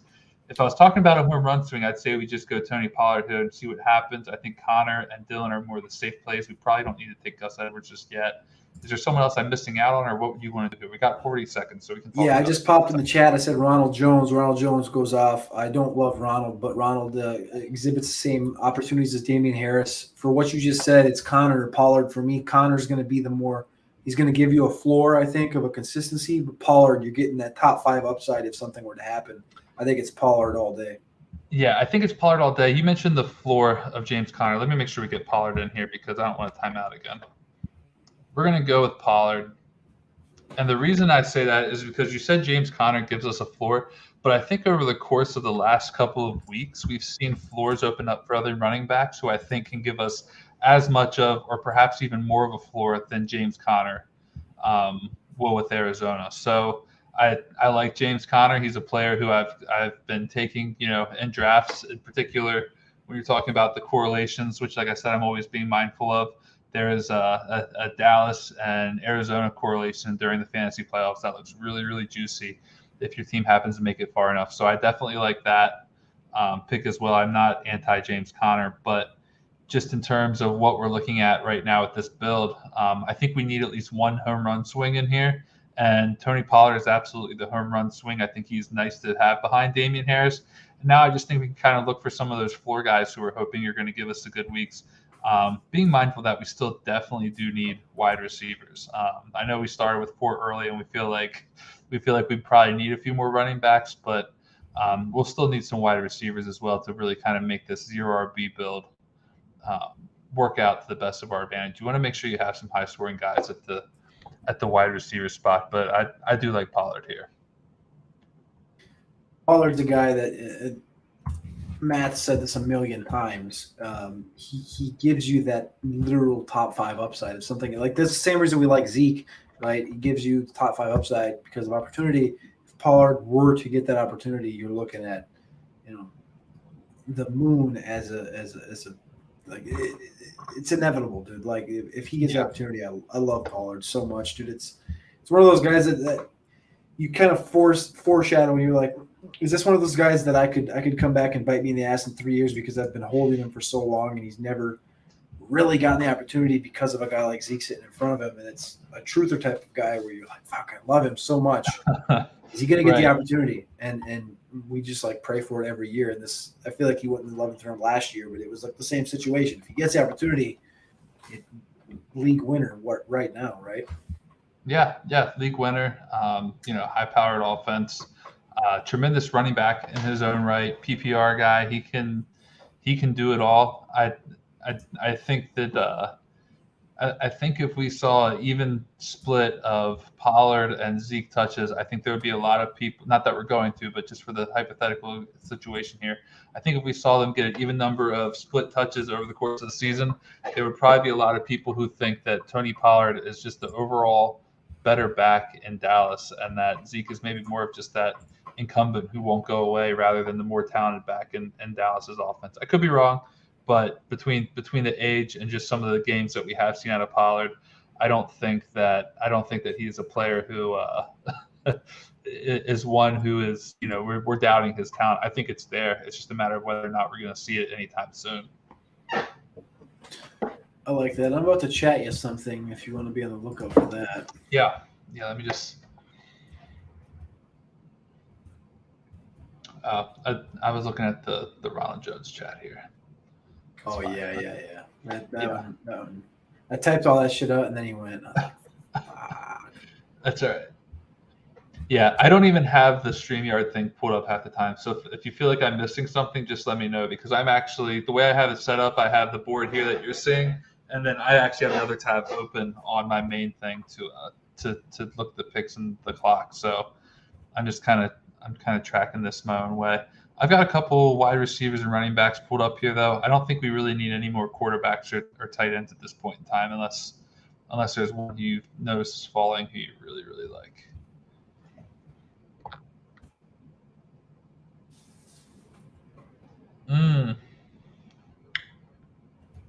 Well, that's interesting.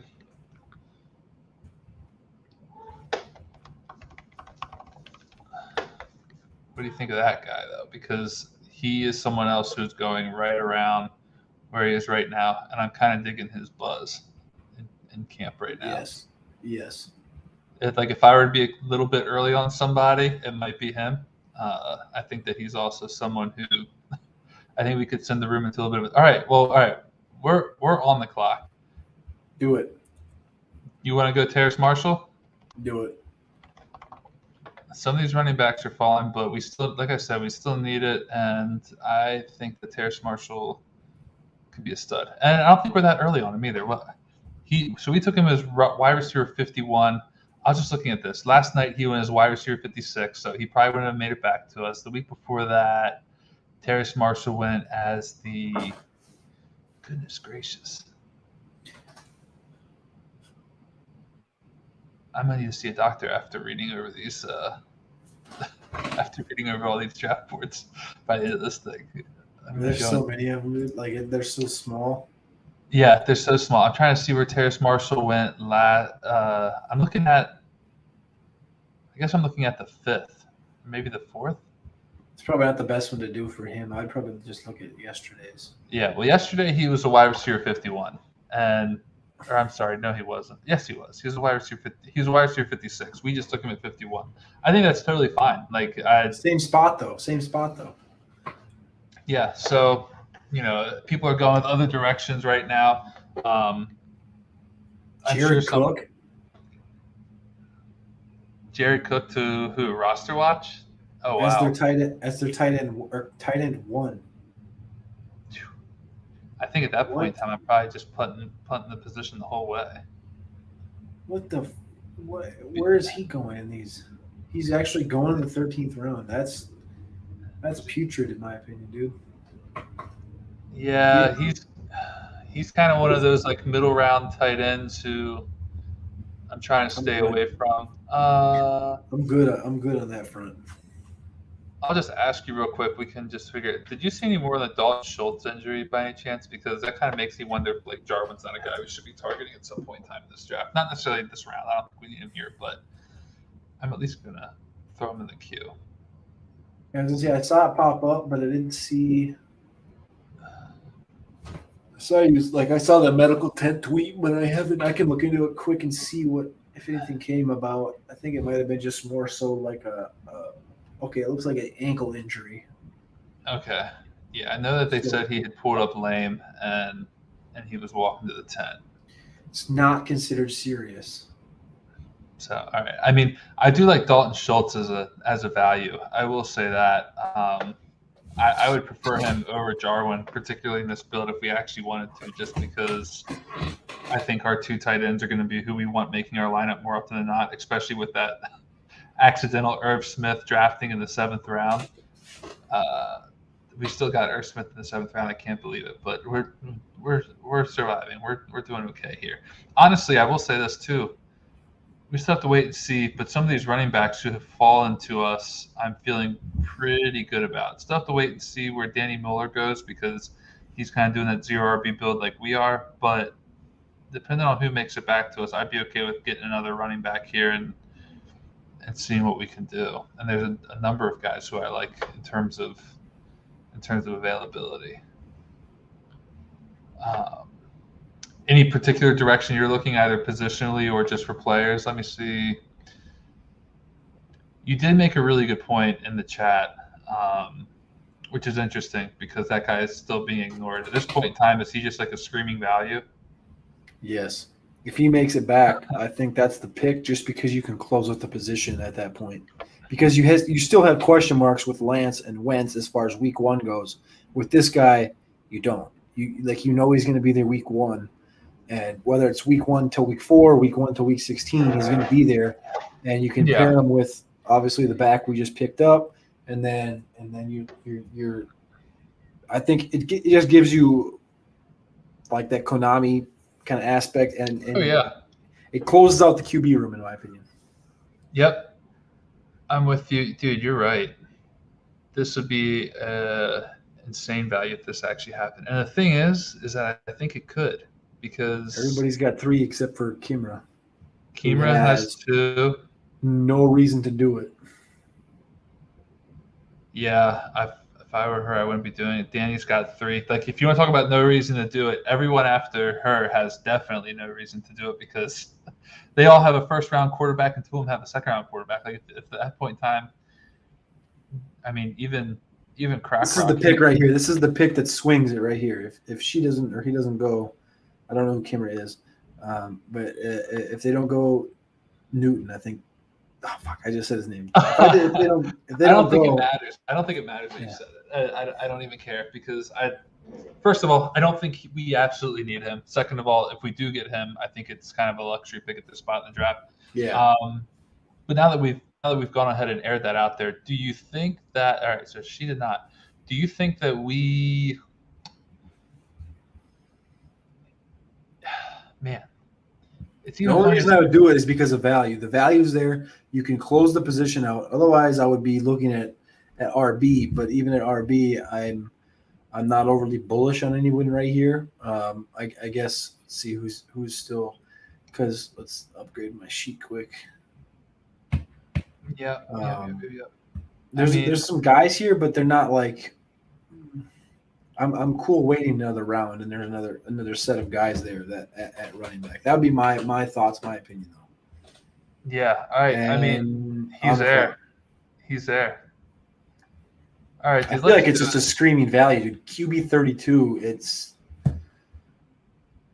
Let's do it.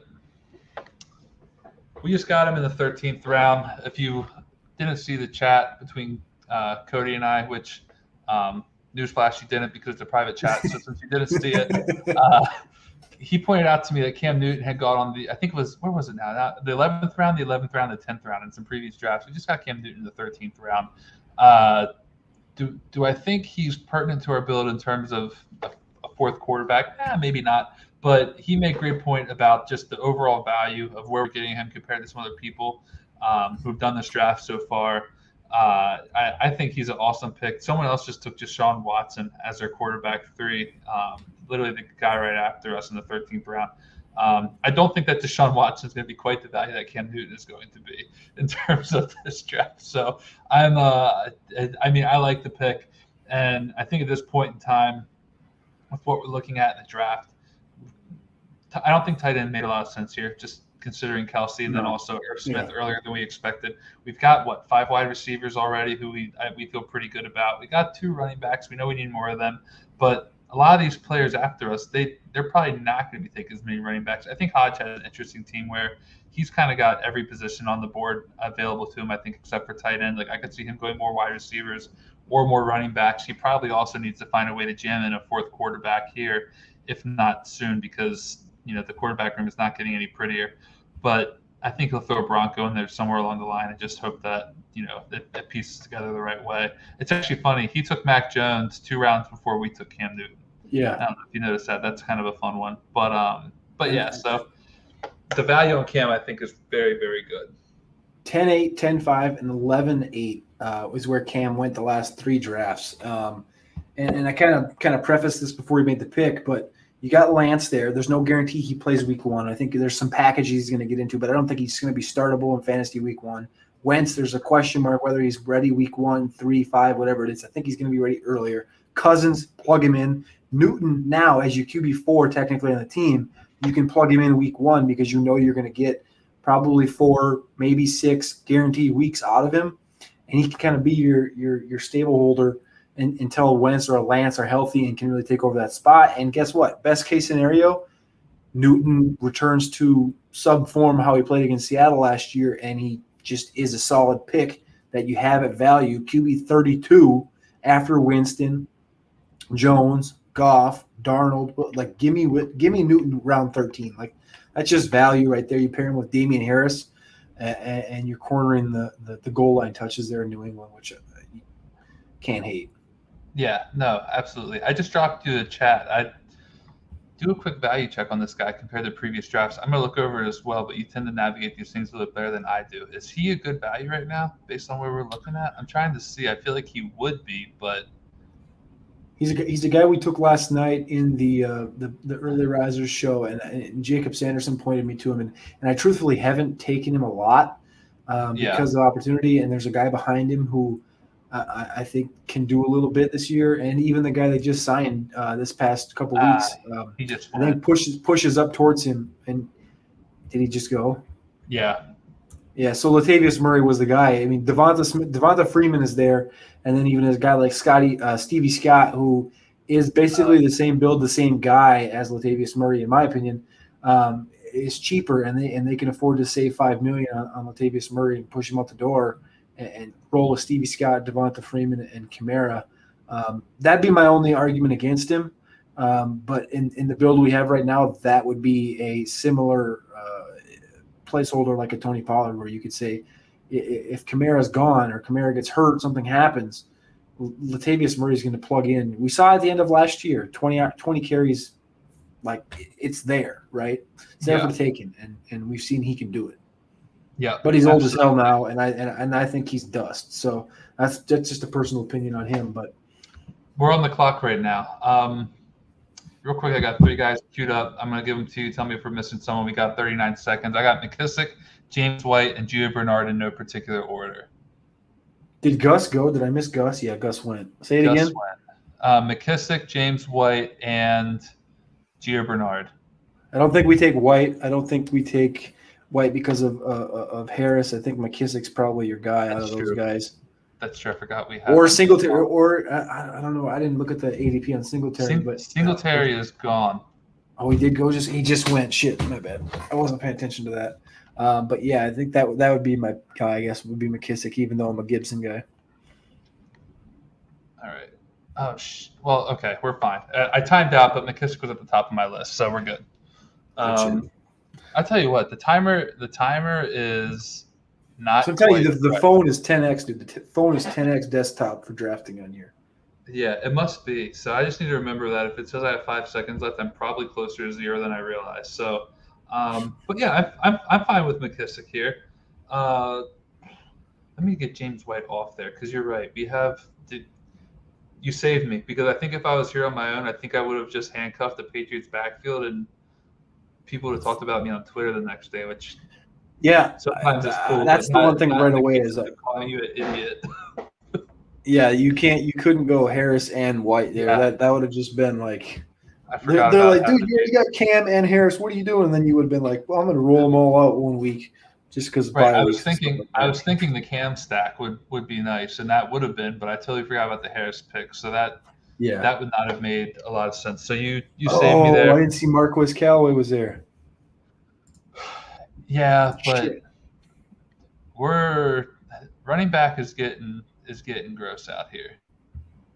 I mean, that's kind of we kind of pushed ourselves into that.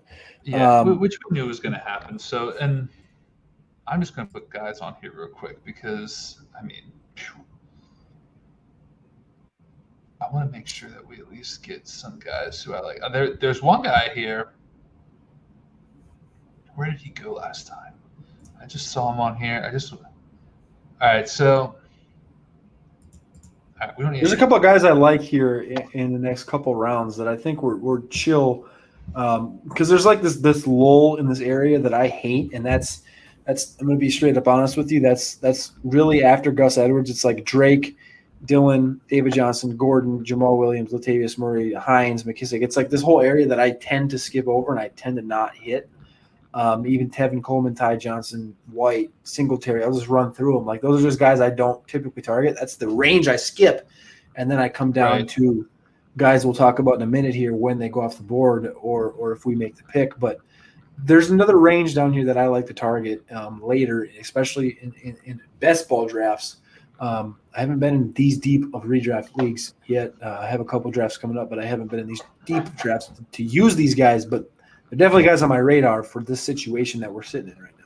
For sure, for sure. I did just send you I don't think we can do pictures in the chat, but I did just send you a little screenshot of my queue right now in terms of running back. So if you want to take a pick at some of those guys, dude, I just saw your tweet. I'm You like that?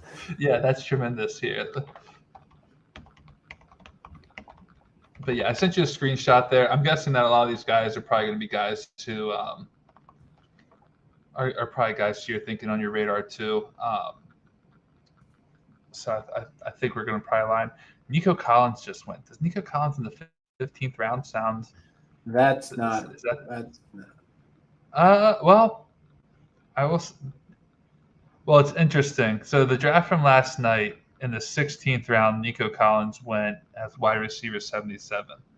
He just went here as wide receiver 64, about around. So the previous draft was really wide receiver heavy, apparently, early on. And this is not quite the case here, which is interesting because now it makes me question how aggressive do we get on wide receivers here versus how much do we just keep on going with running backs because we know we need some, but there's also guys who are kind of falling a little bit. There is one wide receiver who I do like here. Let me drop it in the chat here for you just so you can. I haven't seen where he goes yet, but my guess is we'd be getting him at close to a value right now if we took him. And I have to check and see. Yes. I think that's going to be – he's been a value in almost every draft. Yeah, well, yeah. It's probably going to be that way between now through forever. So we are on the clock here. I sent you my queue. Are you fine with going that wide receiver here and given some of the running backs who I laid out as well? I just private chatted you back. Let me see. So I'm horrible at diagnosing these things. So what the hell are you telling me? So I just basically took your order and I reshuffled it to my order. Okay. So you can put them next to each other and take what you want from it. No problem. Do you want to go Beasley here before you would do that? Yeah, do Beasley. Okay, I'd say that would be my only question. All right, let me reorganize that and then we'll see who comes to us. So I mean, at the very least, we're on the same page here with who we like in terms of these picks. You're actually higher on one of the running backs than I would have imagined. So that's also your number 3 who you had there. I wasn't prepared to see him that high, but he's been getting some good buzz lately, if I'm not mistaken. So he's probably worth that spot right now. I don't think they're going to bring in a guy to replace him. I could be wrong, but yeah.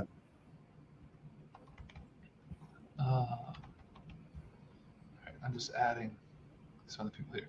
You're number 1 though. If you're number 1, if it's you're number 1. If we're lockstep with that. I was gonna say my number 1 was your number 2, so that's kind of where I leaned into that because I think he's gonna get those. He's gonna get those. Like we're at the guys we're looking at right now. It's like Damian Harris that we have already. He's gonna get the run. He's probably not gonna get the pass.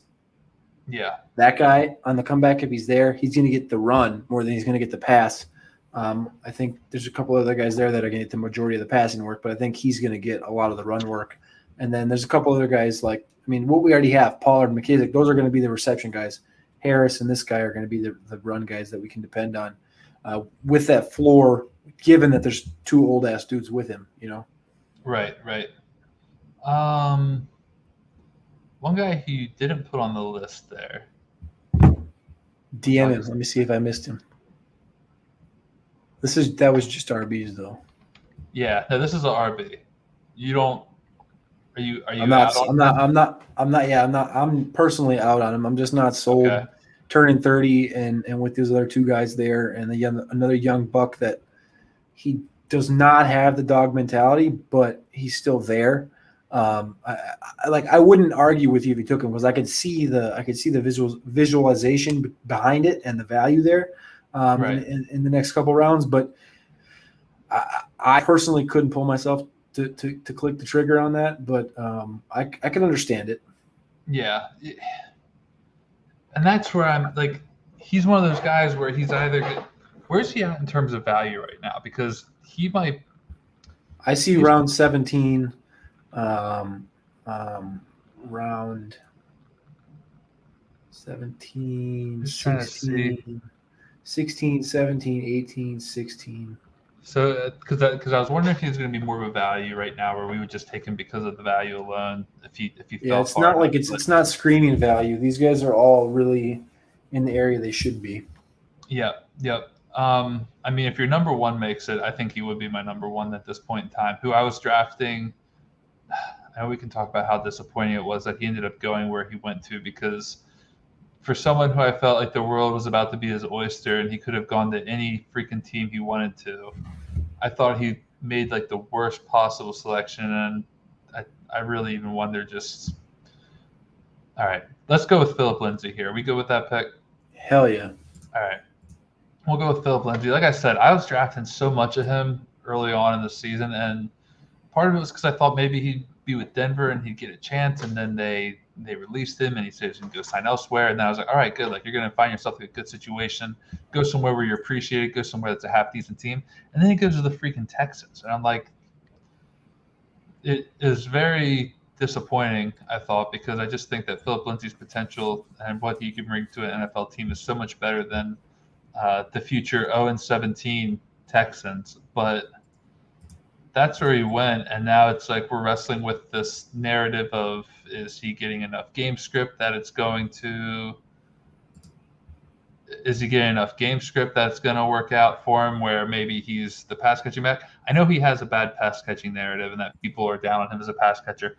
I personally don't think he is that bad. Like, I think he can catch passes when he needs to, and we've seen a lot of unsexy players catch passes when they probably have no business doing it. And I think that, in negative game scripts, I think that Philip Lindsay could be that guy.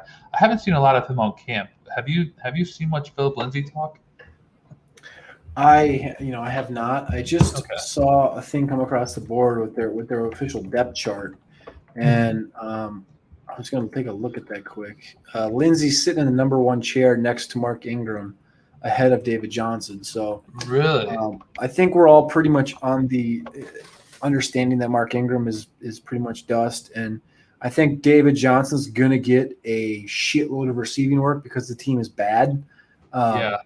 And you're going to see him. I don't think this is a hot take at all. I think he's going to push 80 targets, and he might be a guy that gets 80 targets, but he might not carry the ball 80 times. Yeah, he might have 80 targets and like 60 carries, because I could see Lindsay taking this backfield and Ingram getting opportunities, and then David Johnson just being that guy out of the backfield. But I think Lindsay, the young buck, the speed guy out of here. I think I like that value. Like, this team build obviously is not my ideal draft from a running back standpoint.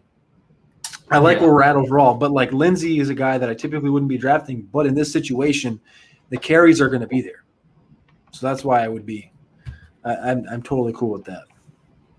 Yeah. And like, as bad as people say this offensive line is, Justin Britt's pretty good center, and then Tunzel and Howard at tackle. Like, it's not a bad offensive line. It's not a great offensive line by any means, but it's not like it's horrid. Like, they're still going to be able to play football. It's not like, I don't think they're going 0-17. I don't see that. But, I don't think they're going quite 0-17. But I've seen a lot of takes out there, man. People trying to be like, this is going to be the first 0-17 team ever because there's 17 ways to make blah blah blah blah blah. That shit's not happening, dude. Tyrod Taylor, Philip Lindsay, David Johnson, Cooks, like, there's talent here. The offensive line has guys. When you looked at that Lions team from a couple years ago, there was no dudes. Like, this team has some dudes on it. So, from a Lindsay standpoint, that would be my thing. Is he can play football. And they don't even play in like a super strong division. Like, you mean to tell me that they can't beat the Jaguars at least one time? Yeah. I mean, I know that Trevor Lawrence is a second coming, and I appreciate that and all, but I don't think that I don't think that there's anything about the Jaguars that's pushing me towards thinking that they're somehow going to be Yeah. this team that isn't capable of losing to literally. Jaguars is going to be a good game. Panthers is going to be a good game. Jets is going to be a good game. Like, they're not going to go 0-7. They're not going to win 5 games, but they're not going to go 1-17. But the point is, opportunity's king, and Lindsey's going to get it. But what are we up here and what a pick? Yeah, we're up here in a pick, dude. I just put somebody on here. I don't want to say it yet because I think we might actually be looking at a value here compared to some of these guys who are going right now. And I'll bet you his ADP, based on what we're seeing recently, is not going to suggest he's a value, but reports just came out. All right. Everyone's been incredibly low on Denzel Mims, and we just figured out today why he's been working with the 4th team. And they're talking about him now being moved up to the 1st team, and he's on the board, and he would be going after guys like Rashad Perriman, Paris Campbell, AJ Green. Like, if we're drinking the Denzel Mims Kool-Aid and him coming back on the 1st team offense, is he a valuable pick here in the 17th round of a draft? From what I'm seeing. Or would you not do that yet? We can go running back too. Shoot, I think I lost you, Cody. Oh, no. All right. We're not going to do that.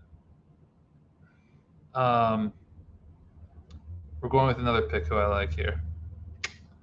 We're going with Quadri Allison, and then we're going to try to get Cody back on here. Let me see here. Let me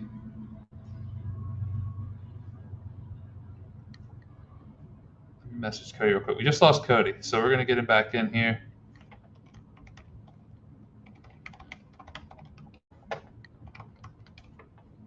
Let me get him out here real quick. We're going to get Cody back here. Anyhow, I just decided to go ahead and go with Quadri Allison here. I thought that he was a rather nice pick at this particular spot. Allison the other night went at running back 60 in the 18th round. We just got at running back 56 in the 17th round, so not much of a difference in terms of that. And we were able to make that happen. So I'm good with that. I think that's a nice little way to kind of build it out for our ZRB build. We're currently sitting on 5 running backs, which I do like. I have to take a look to see what we're looking at in terms of bye weeks, at least a little bit here. And I know the bye weeks don't matter too much, but bye weeks are aligning nicely. So I don't think that we need to jam an obnoxious amount of running backs in here. I think we'll probably grab maybe 6, perhaps a 7th running back with a 25-round draft just to kind of bring this thing to a solid finish. But I do not hate how this is going so far. Just waiting to get Cody back here in the chat as we come up on the end of round 17. So we'll look to see who we have coming back next to us at this point in time. I did mention Denzel Mims earlier. I'm not quite sure where Mims has been going in drafts recently. If I take a look back at it, I mean, he's been going late, I'm sure in some drafts, like he just went round 22 last night. So that was before we got the news on Mims perhaps returning to us, or returning to the Jets in terms of being a wide receiver 1 on that team, or if not a wide receiver 1, at least a 1st-team wide receiver. Mims was a high draft pick last season. We're hoping that he ends up getting a chance to return some of that value for those of us who may have been drafting him early in drafts earlier this year, or perhaps even in dynasty leagues. Mims is a guy who we liked until we found out he was working with the 3rd and 4th team. Now reports came out that he maybe had food poisoning, that he lost a bunch of weight, got behind in camp, and we're just hoping for the bounce back now. So definitely, I think Denzel Mims becomes a very interesting player right now in terms of his overall ADP and where we might expect him to be going in the coming weeks, if it's in fact true that Denzel Mims is going to be working with the 1st-team offense going forward in training camp. So I'm optimistic on Denzel Mims coming back. I'd be curious to get Cody's thoughts before he got cut off right there and he went missing. So we will see what happens here. But hop in the chat real quick, guys. I don't have anyone else to talk to at the moment. So drop me some DMs. How do you like the team so far? We're sitting here at the 107 in the Draft Sharks Invitational. draft. This is a best ball league and a tight end premium league at that, Superflex. Let me see here. Cody is back. I think we got him. Let's see. Unbelievable. Is the Rooster back? Is the Rooster back in the hen house? Unbelievable, my man. I pay $160 a month for fucking internet, and it's just like, psych. Everything, Dude. Power just completely went out. Everything reset. That was sick. But it looks like you got Cadre Allison. I like it. I was gonna say. I went Allison. Right before you got cut off, I heard you not being wild about the Denzel Mims pick. So we can go back and talk about that. But I decided to agree with you. And personally, I think there's gonna be other people who aren't gonna be looking to take Mims just yet either. So I'd be honestly fine with waiting on Mims if he is a player who I like. I think he's a nice pick. I didn't see him on the board before it all went away. He was going like the 22nd round last night. Now I could see at any point in time someone jumps in and gets him right now just because of the recent news. We're on the clock, so we have to pick soon here. We got 5 running backs right now. I think we probably need 6 or 7 running backs in total. Yeah. We don't need more quarterbacks. I'm digging Mims. If you look at some of these other wide receivers here, I'm cool with Mims, dude. I'm cool with Mims.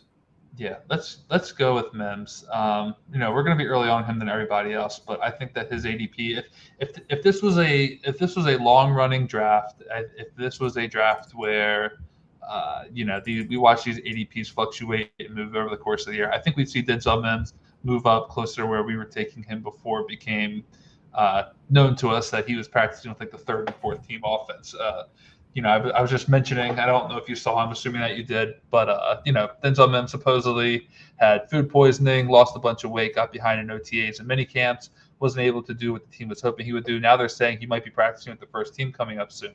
So I think if that's the case, I think he's a nice value at this spot in the draft, and him going around 22 is a good value for everyone else, but maybe we just take him here and see what happens. I like Mims here. What is he at? Our receiver, 7 or 8? Yeah, Mims is our wide receiver. 7. Yeah. Yeah, I can't complain too much about that. I think we do need to peek back in at the tight end position if there's some value there. But I think I like our receivers a lot. From the running back standpoint, like you just said, a couple more guys wouldn't hurt. I think there's a couple guys that are on both of our lists that could be targeted here in the next few rounds, and because they're later round guys like that, and they have upside with opportunities given to them.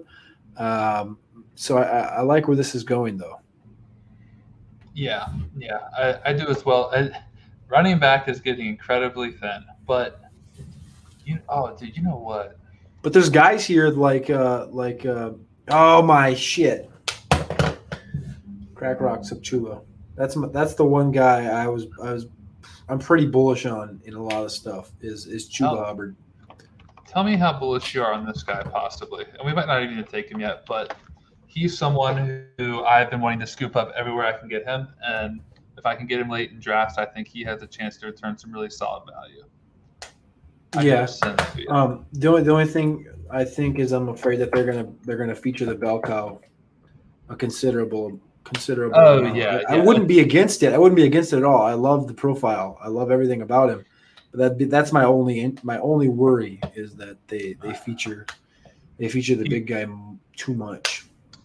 Yeah. Oh, I mean, I absolutely agree. But at this point in time, these running backs are flying off here, dude.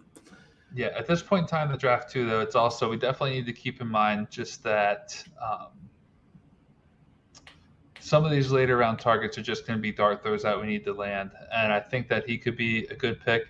The guy who I have at the top of my queue right now, just so you know, and I think you'd probably be okay with that one.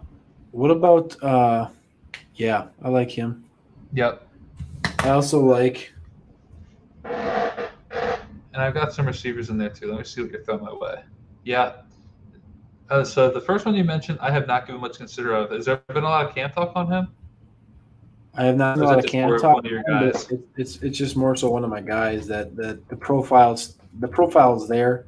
Yeah. Let me look here. Let me look here quick. Jump into this camp bus quick. I'm not sure if is he even I being see. drafted in this thing right now? No, yeah, he went in the last round yesterday. Yeah. Okay. So we could get him. Oh, even the guy who went next to him in the last round yesterday, I like as well. Yep. Right next to him. I like him Yep. too. Maybe I should put him in there also, because I don't mind that. Yeah. Ignore him. I'm just For peeking at the now. depth charts. The depth charts that popped out, he came in. Could be a rookie thing too, because the team tends to put the rookies towards that back end of their depth chart. But he's last in the depth chart. It looks like, which I did not expect. But I do see a couple notes on him from a couple guys that he's looking tough to tackle and shit like that. But Okay. yeah, for this build, I think I would rather go with the guy that you mentioned. And then also I feel like his teammate, correct? Yeah, I feel like the other guy that I mentioned, I can't see him on our board if he's went. I'm gonna have to control F this thing because I can't see. I really like. I don't see what the problem is with him. Underneath of him. Yeah, the guy that he hasn't yeah. gone. So he went in the 20th last night. I think that's a fine spot for him.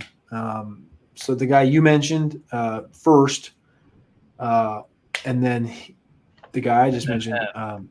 They both went in the 20th round. Now. We're up right now. Okay, so I hear you on that. So we would say I think any of these running backs is fine.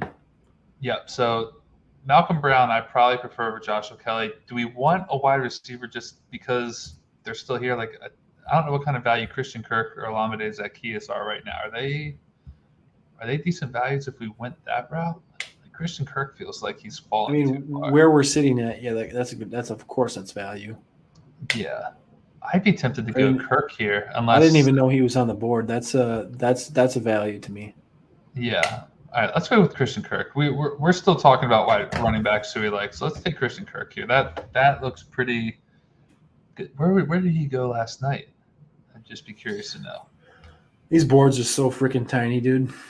Yeah, they are. All right, Adrian Green, he went as wide receiver 63. Kirk went as wide receiver 83 last night. We just got him at wide receiver 88. I like that. 17th round. Yep, 17th round last night, 19th round tonight, a couple spots later. I'm cool with that. I also think that we're about to just enter who's who territory of running backs where people are going to start getting their guys. Another thing we need to be mindful of is we definitely need a third tight end. I don't want to completely leave that position out. I know it's easy to forget when we're sitting here. But there's some – let me see. So I'll tell you who I'm putting in here at tight end because I don't see him at tight end in every league format. Sometimes they don't have him listed there, but I just put him in our queue. Maybe a little bit too bullish on him. I don't know if he's a guy who's going to play enough right away, but even if he plays as a wide receiver, which there's some talk about that, and hopefully I'm not giving away too much of what we're talking about here. Even if he plays as a wide receiver, he's still going to get us those tight end premium points if he's doing that. So I don't hate him either. I just don't know where he's going at right now, so we have to take a look at that. But I see you nodding in agreement here, so I notice that you don't hate that idea. I love that, and on top of that, I think we're going to be able to get him literally with the last pick, and that's like I would take him in round 24 just to cover our ass and make sure we get. That's fair. That's fair. Yeah. All right. But cool. Yeah, I'm 100%. I'm 100% in on him. All right. If we're gonna make a tight end 3, which we do need one, if he's there, all right, we're gonna do that. If he's there as tight end 3, that's who we're taking, and if not, then we're just gonna live with our regrets. We'll find someone else in the 24th or 25th round. We'll call it a day. The running back who we like is still there, and he's going to be coming back around to us soon. So I'd be going with him with our next pick if we're good with that. Plug it in. I like that.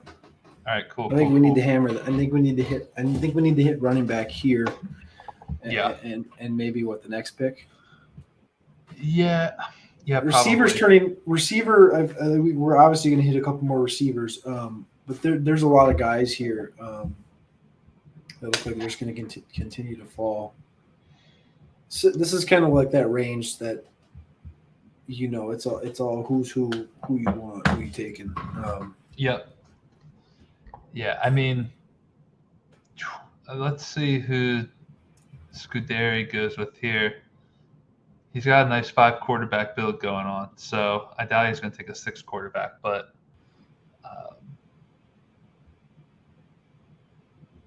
let's see. Let's see who we can go here. I mean, I think if this running back, where's this running back been going at? I can't believe he just. So Benny Snell just went. That would not have been my pick. 1906. So little value here, little value right here. What's funny too is Benny Snell just went, and there's talks that Anthony McFarland is the backup behind Harris. So I'm not quite sure on that one, but I mean that gives us Malcolm Brown, so we'll take that. I'm pretty good with that pick. In terms of stacking, are we? I know we don't have a lot of stacks. I know we have like a Cousins and I know we got a Cousins and we got a Irv stack. I know we've got Lance with Nyuk. We don't have Kittle, but that's all right. I got a guy for the last round. If you want to throw someone on there. Yeah, message him to me. We're taking any and all suggestions at this point in time. As we enter round 20 of this. Well, we're in round 20. We're about to enter round 21 of this marathon draft. Let me see who you have, and then we'll start rounding this out. Now, there are a couple guys I have in here, so I'd feel really, really good if you mentioned someone who I already have in here. I don't think you got him in there. Are we diving? That's what I'm saying. This is a 25th round. Put like statement stack. All right, hit me with it. Let's see what we're looking at. I do like it. Let me see here. Nobody's going to be picking him. That's the problem. That's not the problem. That's the ideal. Did you send it? Yeah, I DM'd it to you. Take a look at the guy he's playing against in these videos.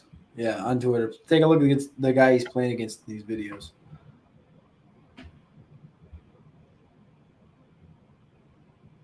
In the first video, ex-All-Pro.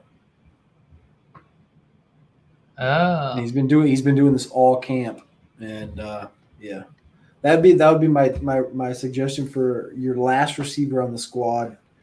You want to stack him with old C-Dub, and or there's this other guy that I don't think is going to get drafted anywhere. I don't look like he hasn't been, and I think he's been getting some talk on the old Twitter.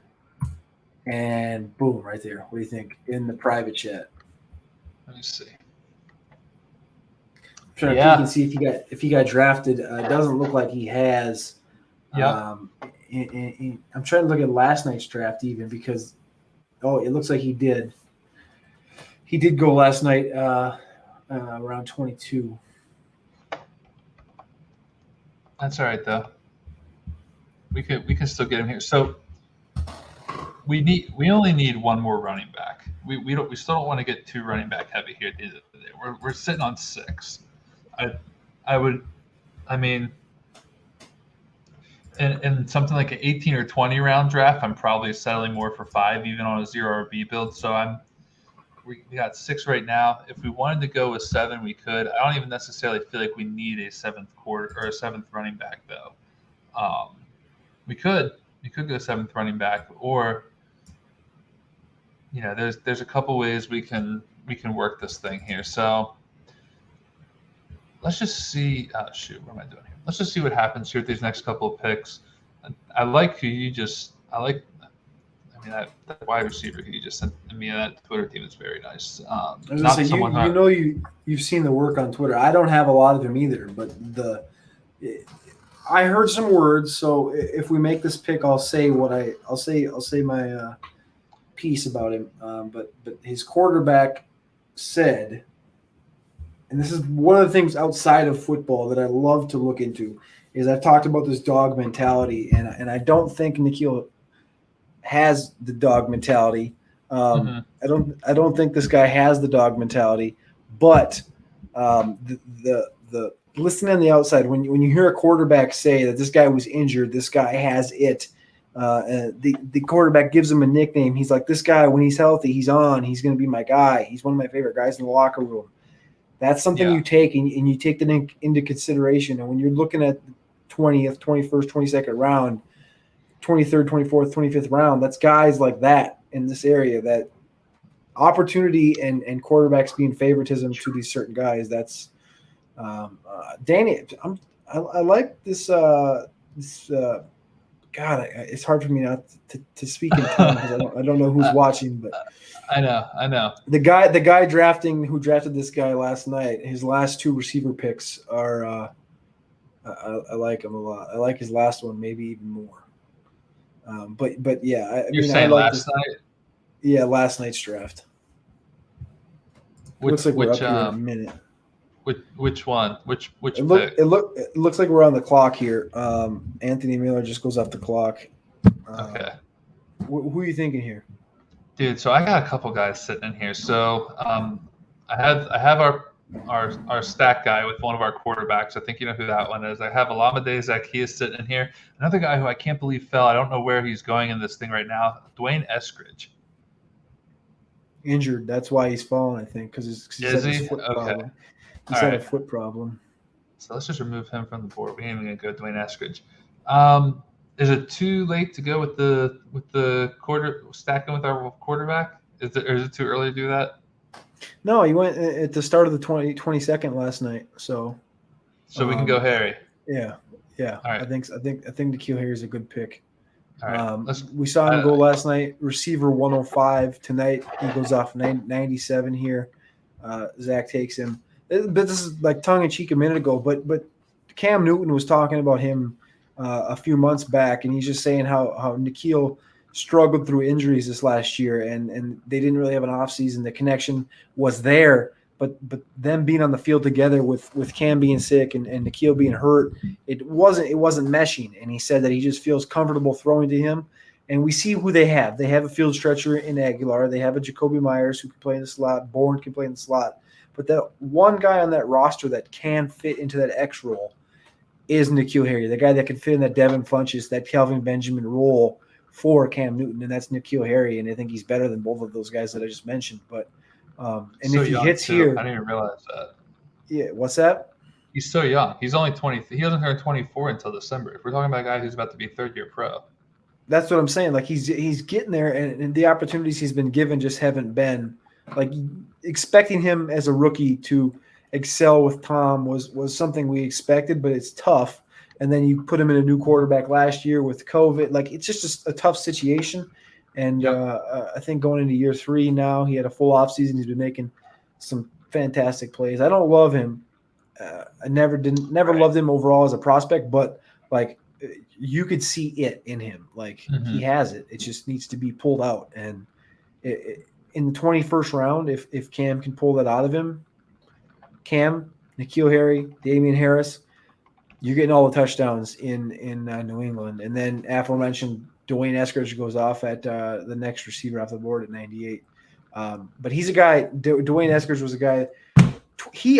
I'm pretty positive Dwayne Eskridge is older than N'Keal Harry right now, and Eskridge is a rookie. I think he's 24, 25. Yeah, Eskridge also just went off the board. I did pull it up. It looks like he just, as of 11 hours ago, it says he's running without problems, but you still don't like those foot injuries, and he's been missing a lot of camp. And how much value am I supposed to put in into the Seahawks wide receiver 3? I'm not really sure. And I don't think he is. I think he's missed 2 weeks. I think Freddie Swain was and is going to be that receiver 3 in that similar David Moore role.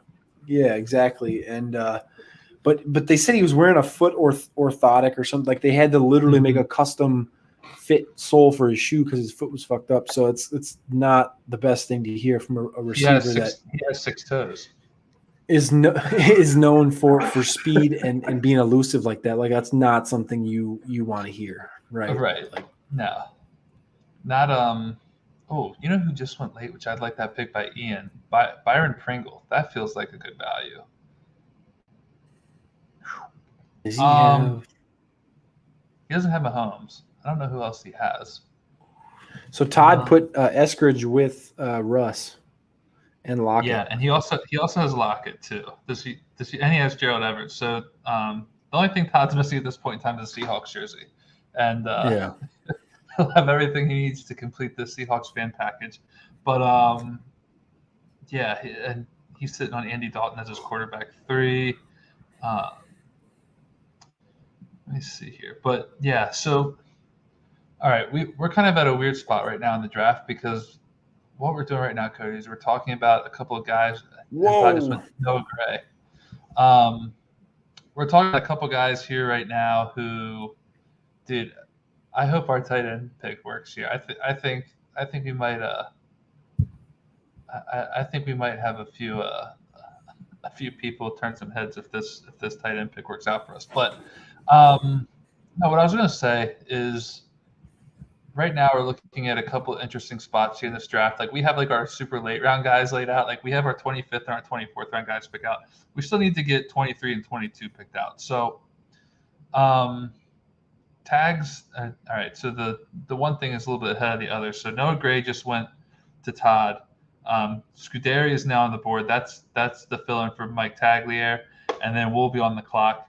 I'll tell you who I've got at the top of my queue here in a second for these 22 and 23 overall picks. And then have you dropped me anything in the chat, anything else that I need to consider? If you have not, I will let you know who I'm looking at. And then if you think there's anyone else we need to be keeping in mind for this pick here, tell me. But so tags just went James Washington. At the top of my queue, top 3 players I have is Olamide Zaccheaus, Josh Kelly, and Anthony McFarland. Is there anyone else we should be considering? Is there someone of those 3 who you like in particular? I would go Kelly strictly because of the opportunity that could be given. We saw him and Eckler work off of each other at the start of last season, and I think you're looking at more upside with him than you are as Zaccheaus, who's going to be, in my opinion, a better best ball, a better DFS play throughout the season. And we're definitely going to take advantage of, but in this, I think I would lean more towards running back. Yeah, I think I would too. Real quick, no interest in Matt Breida. I know that there's a chance he might be playing some for the Bills. So if we go Kelly, we're probably done at running back. Are we good with that? Yeah, I'm cool with Kelly. Yeah, I'd be cool with that. All right, let's go Kelly here. And we don't need to be done at running backs. Right now we're looking at 1, 2, 3, 4, 5, 6. Looking at 7. Normally I would probably be going 5 in an 18-round draft. I think going with 7 here is fine. We're going to be super light at tight end, but we're justifying that given that we have 2 tight ends picked in the top 7 rounds. So I don't think we need a 4th tight end. I think 3 tight ends is fine. We hedged a little bit with our Lance pick by going with Cam Newton after Wentz, just to make sure that we have some guys. But I think going with 4 quarterbacks and 3 tight ends here is probably good. Not a lot of people can afford to go with just 3 tight ends here. I think most of them you're going to see probably are going to have 3 to 4, maybe a couple people with just 2. But I would be looking to go 3 tight ends here, I think, especially if the one who we're eyeing falls to us now. So we have our last round wide receiver laid out here. We're still going to need a wide receiver for this pick. If Zaccheaus falls to us, would he be our guy? I'm just going to blatantly ask at this point in time. We're talking some random players at this point in time. Like Zaccheaus to me would be like the easy one. Yeah, I think that's fair at this point. If he's there, I think that's definitely fair. I can get behind that.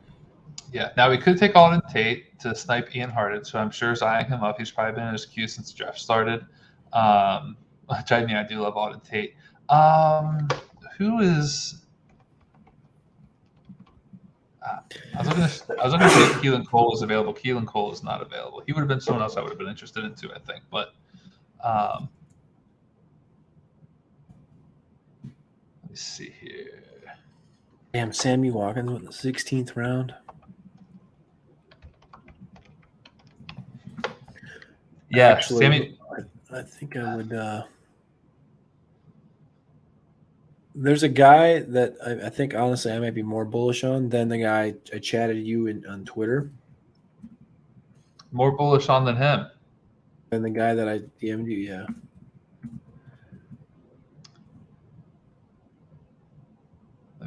So who's the wide receiver you'd be more into than him? I'd just be curious to know now. I'm gonna DM it to you. Yep, I'll keep an eye out for it here. I'm trying to check in here real quick. Let's see. Anything else going on in the chat? Dude, we are burning the midnight oil of this thing. We're sitting at 10:15. We'll be drafting for just over 2 hours.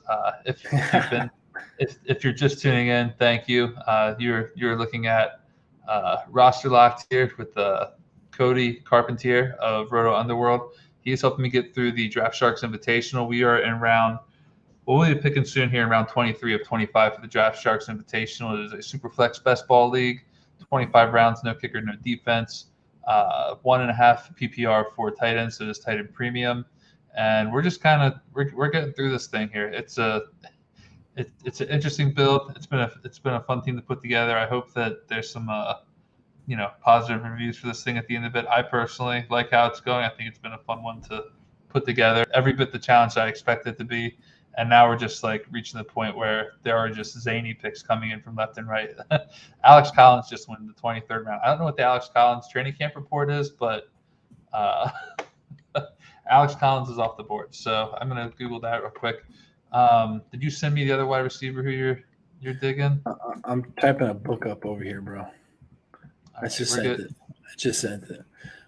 This guy, I don't think anybody's going to take him. And if anybody's listening, they do take him, they suck. But Quez Watkins, man. Quez Watkins is a guy that I've been bullish on since last year.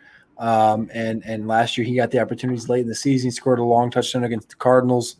And then this year, there's been a few guys that have really popped in a certain amount of training camps, and Strawn is one of them. But Quez is another guy that he's got the similar build as Devonta Smith. The only difference is he's actually athletic, and that is a knock on Smith, in my opinion. He's a Heisman Trophy winner. You can't say much about it. But Quez is an athlete. He runs a 4.35, best comparable Will Fuller and Dede Westbrook. And Quez has been killing it in camp.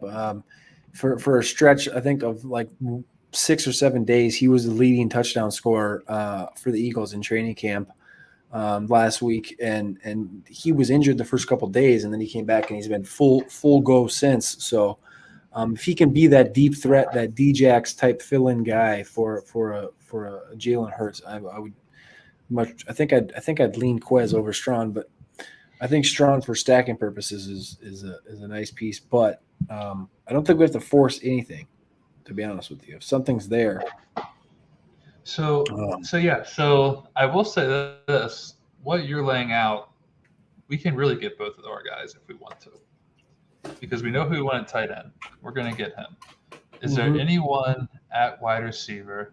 And we're going to be up here in a second. But is there anyone at wide receiver you could think of over the two guys we have talked about that you legitimately like more than that we feel better about? I mean, that are going to do something for us. That's what I look for in this round. I look for something that's like, this guy's going to see the field, period. Like, let me give you some names real quick, and you just tell me if you like any of these guys over Quez Watkins. We're on the clock, but we got a minute here. We got Greg Ward. We got Kelvin Harmon, Kendrick Bourne, Andre Roberts, Andy Isabella, Demir Bird, Richie James, Braxton Berrios, Josh Reynolds, Cam Sims, David Moore, Jalen Guyton, Preston Williams, Willie Snead, John Ross, Quintez Cephas, Auden Tate. I mean, we're getting the who's who of guys here at this point. Cephas is the only one that I would say you can make an argument for, because he's going to get the opportunities in Detroit. So but I would still draft Quez. That's the only thing, is I'd still draft Quez because the deep threat role I think is going to be bigger than it is for Quintez, where he's going to get his 80 targets or 60 targets or whatever it is. And Hawkins and Swift are going to be the main focus, and then St. Brown's there. Like, all right, we got. All right, real quick, would you prefer Quintez? All right, I can't really make the pick here. We're going to go with Quintez Cephas, I think. Okay, I think we're going to go with him. We're going to go with him because you made a good point that he should see the volume, and then I think we're going to come down to picking between Strawn and Watkins for that last wide receiver spot, and we're going to try to get our tight end in round 24, if that's good with you. I love that. I love that tight end there. Yeah, I think this dude's got dude. We'll talk about it when it gets here, but that's a guy I've been also pounding the table for. So I'm glad you're on that boat. Yeah, I was happy to see. I'm not even going to say it right now, dude, because if he gets sniped from us here, I saw your chat, by the way. I got our backup tight ends in play here, but I can tell you, I do not want them as much as I want to get this guy. So yeah, I'm just gonna shut the hell up on it for a couple more seconds, and then we can talk about it and see what we want to do. But I would love it if this works out. And I mean, he's going to be a risky pick, and we'll explain why in a little bit. But I think he could also be a tremendous high upside pick that really lands well in a tight end premium league, and to be a kind of complement that's going to go with Travis Kelsey and Irv Smith Jr., where those guys should be in our lineups more weeks than not. Like if this guy does hit, it's because he's exploding. And I don't know. What else can we talk about between now and our next pick so I don't give them away? Is there anything that you think we need to do to avoid doing a wide receiver? And can we definitely take a wide receiver in the 25th round? Is there something else we need to be considering? I mean, I think we can kind of tell our draft room, if they're interested in sniping us. Like, I think Des Bryant is a guy that is going to come back and play tight end this year. Like, I think they can definitely come and draft Des Bryant right in front of us. I think I've seen some training camp videos of Des Bryant catching some balls over some high schoolers on a soccer field out here on getting the work in tonight. He posted out here, so he's out here in the streets getting that work. And I think Des Bryant's a guy you guys could. I would be very upset if they sniped us and took Des Bryant. I think that would be my one takeaway here. Well, he's going to be. I know he's probably going to be a late camp body with Larry Fitzgerald on the Texans, and it's going to be between the two of them for that final tight end spot. Because the Texans are looking for everybody who's 35 or older. But yeah, if we lose out on Des Bryant, no hard feelings, guys. I understand it. No, I will say I like this Foster Moreau pick here that John just made. He has 5 tight ends: Tanyan, Gesicki, Ingram, Ertz, who I think is a value. I was actually looking for him last round when we were looking through these guys. I think in the 22nd, I was like, "Hey, Ertz is a guy." When I was typing these backups in to you, I was like, "Ertz is a guy." And then I realized that he went up and he actually got drafted where I think he probably should be getting drafted because he's healthy. But anyway, this guy has Ertz. He just picked up Foster Moreau for the same reason. He's got Foster Moreau. It'll be the same reason I think we're going to draft the guy we're going to draft. Opportunity, athleticism. Better offense, better quarterback, probably a better player. Yeah. Yeah, let's just bring it home here real quick. I just want to get this pick in. I want to see if we get anything in the chat. I've been monitoring the chat a tiny bit here. It has not been going crazy in terms of comments here.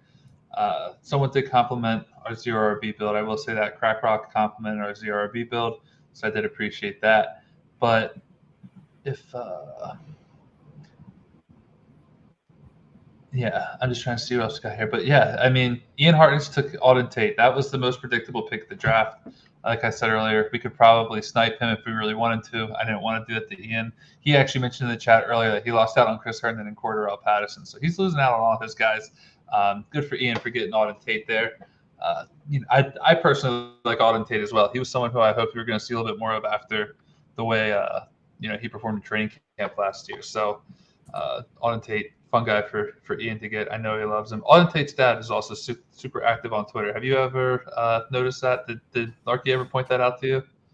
I did not. I think Alden Tate's dad searches his name in Twitter, and if he sees it, he comments on it. It's very nice. I know there's a rookie that's out there, that Warren Jackson. His aunt does that same thing. If anybody says anything negative, she is on it. But what are we up on the clock right now? Yeah. We're up on the clock. I'm happy to see that he is smash it. I'm happy to see that this player is sitting. at the position he is, because I believe on Underdog he is listed as a wide receiver, if I'm not mistaken. And I know that he may play some wide receiver, but he also may play some tight end. At this point in time, I'm just hoping he sees the field, because I think that he could be a really good steal. That is the ultimate athlete, Jacob Harris. Like I said, for those of you tuning in, we were here with Cody Carpentier today. Playerprofiler.com takes a very in-depth look at all these players. Cody, what does the profile look like on this tight end we just took? Unbelievable. And the thing that I tweeted out earlier today was like, imagine putting Mike Evans at tight end, like taking that talent and that athleticism and moving it over to tight end. And that's exactly what the Rams are doing with Jacob Harris. Dude is just blitzing it out at practice right now. He's 6'5", 220. He's 99th percentile 40, 99th percentile burst, 100th percentile agility, and 99th percentile catch radius. Like, there's not a lot that needs to be said. He actually had quite the college history. He went to Western Kentucky to play soccer, left, came back home, went to Florida Gulf Coast, didn't do anything, sat out for a year, and then he went to UCF where he didn't do anything. He was actually going to kick. And then in 19, he actually played, and they slowly put him in 1920. He played receiver for the first time in his career. So this guy is super fresh, super raw, and you got drafted in the fourth round of the NFL draft after playing 2 years of college football after being a soccer player. This guy's an athletic freak. Running a 4.43 at his pro day at 6'5", 220 is ridiculous. And like you said, he's got a tight end tag, but the dude is literally a wide receiver. So if they use him in the slot, they use him at tight end. They're probably going to use him more in the slot than they are at tight end just because of his body size. Like, he's going to take a couple of years to put 10, 15, 20, 30 pounds on, which is going to be ideal. And in 2-3 years, when he's 27 years old, he's going to be nice. But we see that with Darren Waller, a late breakout, similar traits if Jacob Harris can put some size on him. But you love Jacob Harris. I love Jacob Harris. This is an athletic freak. And, I love this pick, man. Yeah, he's a pick that I'm happy that we got as well. Just simply based on, the training camp buzz. He's got a couple of rungs on the ladder he's got to climb. I think that the point that you made is he could possibly play a little bit more wide receiver than he could tight end. I think that I'm looking at the Rams depth chart right now. Let me make sure we don't get thrown off here for our last pick. All right, we got a second here. I'm looking at the Rams depth chart right now. If I were to find a position that he could play, it might possibly be they find a way to get him in over Van Jefferson. I don't think obviously you're pulling Robert Woods, Cooper Kupp off the field. Van Jefferson, maybe. I know Van Jefferson, they have him listed as it looks like an outside wide receiver, so not in the slot. But do you think that the Rams are just going to find a way to get him on the field simply because of the way this training camp has been going for him? Is he a player who they're going to put him on the field because they just realize that the talent is too good to avoid playing him? Or, the depth chart for tight end looks pretty rough, but I think he could possibly be the tight end too at the end of it. I don't know if Johnny Munt or Bryson Hopkins at this point in time are going to be able to stop Jacob Harris from climbing the ladder on them either. I think they're looking at that athleticism, right? Like, they literally have Woods and Kupp are not young by any means. Deshaun Jackson is up there. Van Jefferson didn't break out last year. Tutu Atwell is I can't believe I was that size of 10. I was going to say, I can't believe they put the eggs in the basket on Tutu Atwell that early, and then they kind of like go against the analytics, go Tutu, and then they go for analytics and take Jacob Harris. It's like, what are we doing here? But yeah, to answer that, like, I think Harris comes in as the number 2 tight end from day one. Hopkins, of course, has gotten some buzz, but if anything happens to Higbee, it wouldn't surprise me if they push a guy like Munt out there tight end, which is going to catch people off guard. But I think Jacob Harris's main role is going to be slot work, and you're going to see him in the slot. They're probably going to run 4 wide more often than not, more often than they did last year. They didn't run it much at all. They ran 3 wide receiver sets 61% of the time. But you're going to be able to, like, you saw Gerald Everett last year. Pull up Gerald Everett's stats right now. I think he's going to fit in a similar role than what Gerald Everett did last year. I probably should have had this pulled up a second ago before I brought that up. But no problem. If you look at what Gerald Everett did last year, 54% snap share and 53 slot snaps, 61 targets, 11% target share.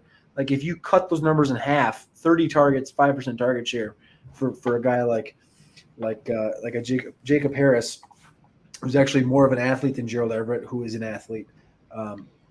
I wouldn't be disappointed whatsoever with that. And then opportunity is king. So injuries happen.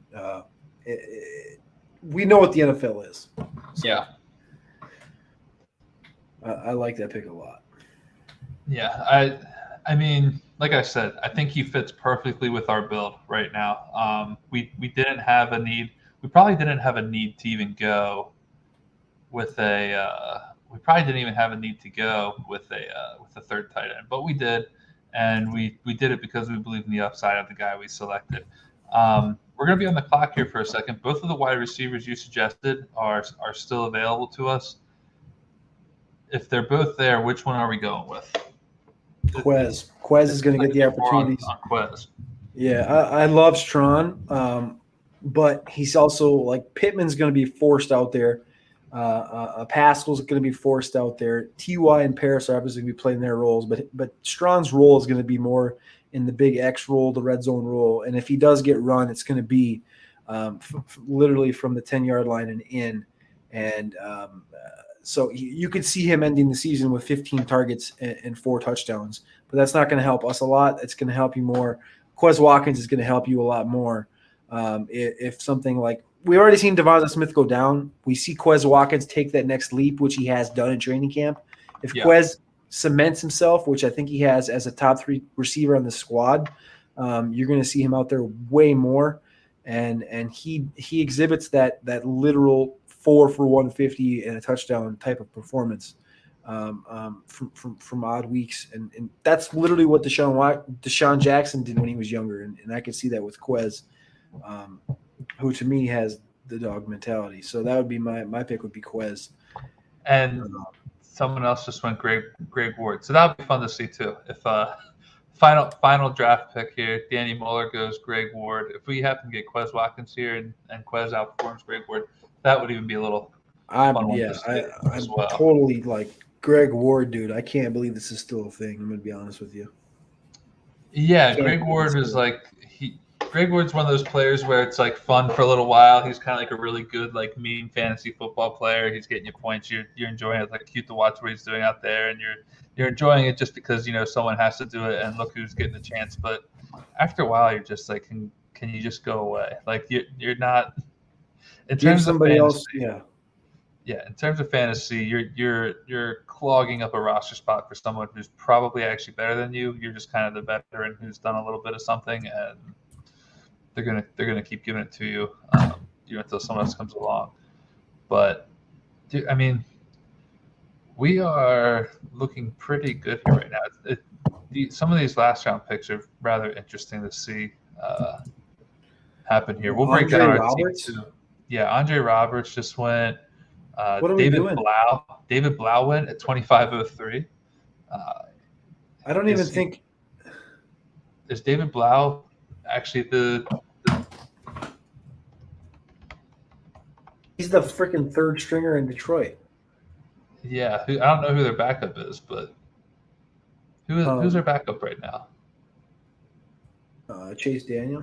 No. Chase. Oh yeah, Chase Daniel. So Chase. No, he's in LA. He's in LA. Maybe Blau is the backup.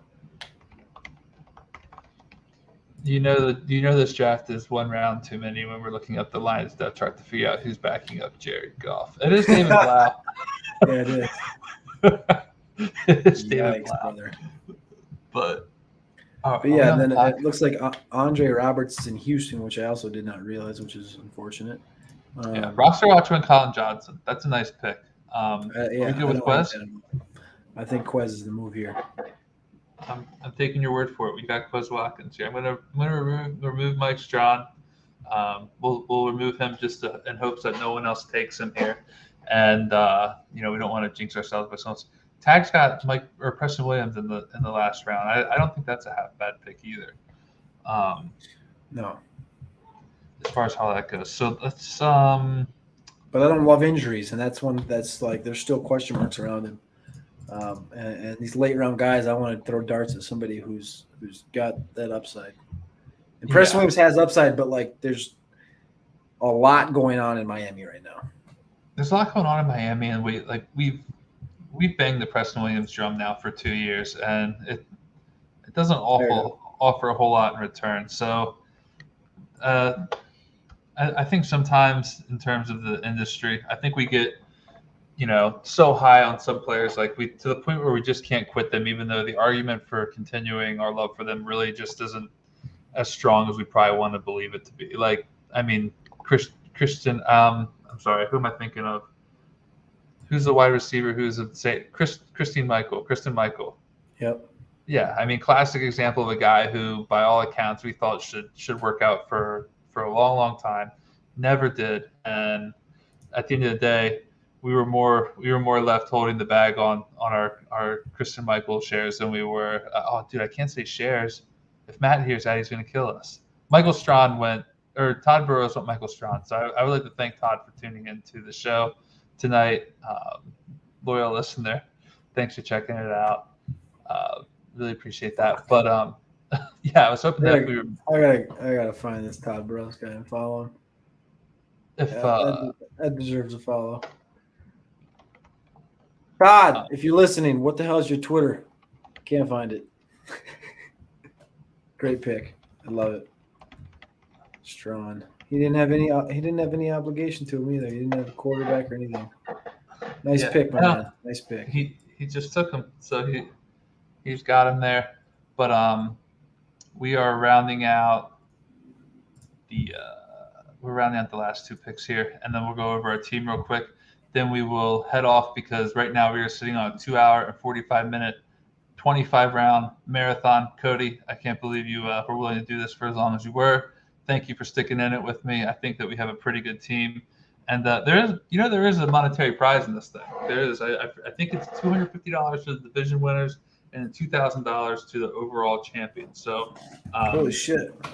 It's a free league to join. We're splitting any substantial winnings 50-50 here because you sat in this thing as much as I did. And as far as I'm concerned, if I'm invited back next year and you're down, we're running it back in 2022 to defend our title, which is, obviously coming our way because look at this roster we built out. I was going to say this is the squad, bro. Yeah, this is a squad. And we can go ahead and break it down now. I'm assuming that we're not going to be losing our draft grid here.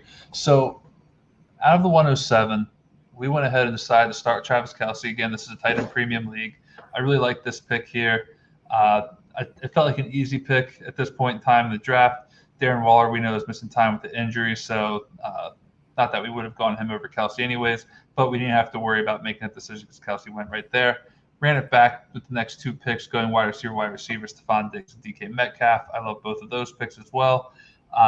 Trey Lance in the fourth, I think was, there's some risk baked into that as our quarterback one, but I think the way that we hedged around Trey Lance to make sure that we have proper quarterback coverage until he becomes named the starter in San Francisco, I think was done correctly. We did so with Kirk Cousins, and then later on we added Carson Wentz. But we then got the Nyuk stack with Trey Lance, which I really liked. We got Irv Smith way too early, but it doesn't matter.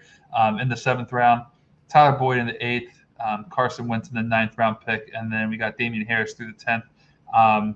Just to make sure we're not getting too much verbal diarrhea here. So through those first 10 rounds, how do you feel like things shaped up overall for us there, Cody? I'm happy with the Kelsey start, and then you come back with the Diggs and Metcalf. I guess hindsight's always 20/20. But hindsight, you probably could have went towards Justin Jefferson over Metcalf, knowing we could have got Cousins there. Obviously, we couldn't get Russ.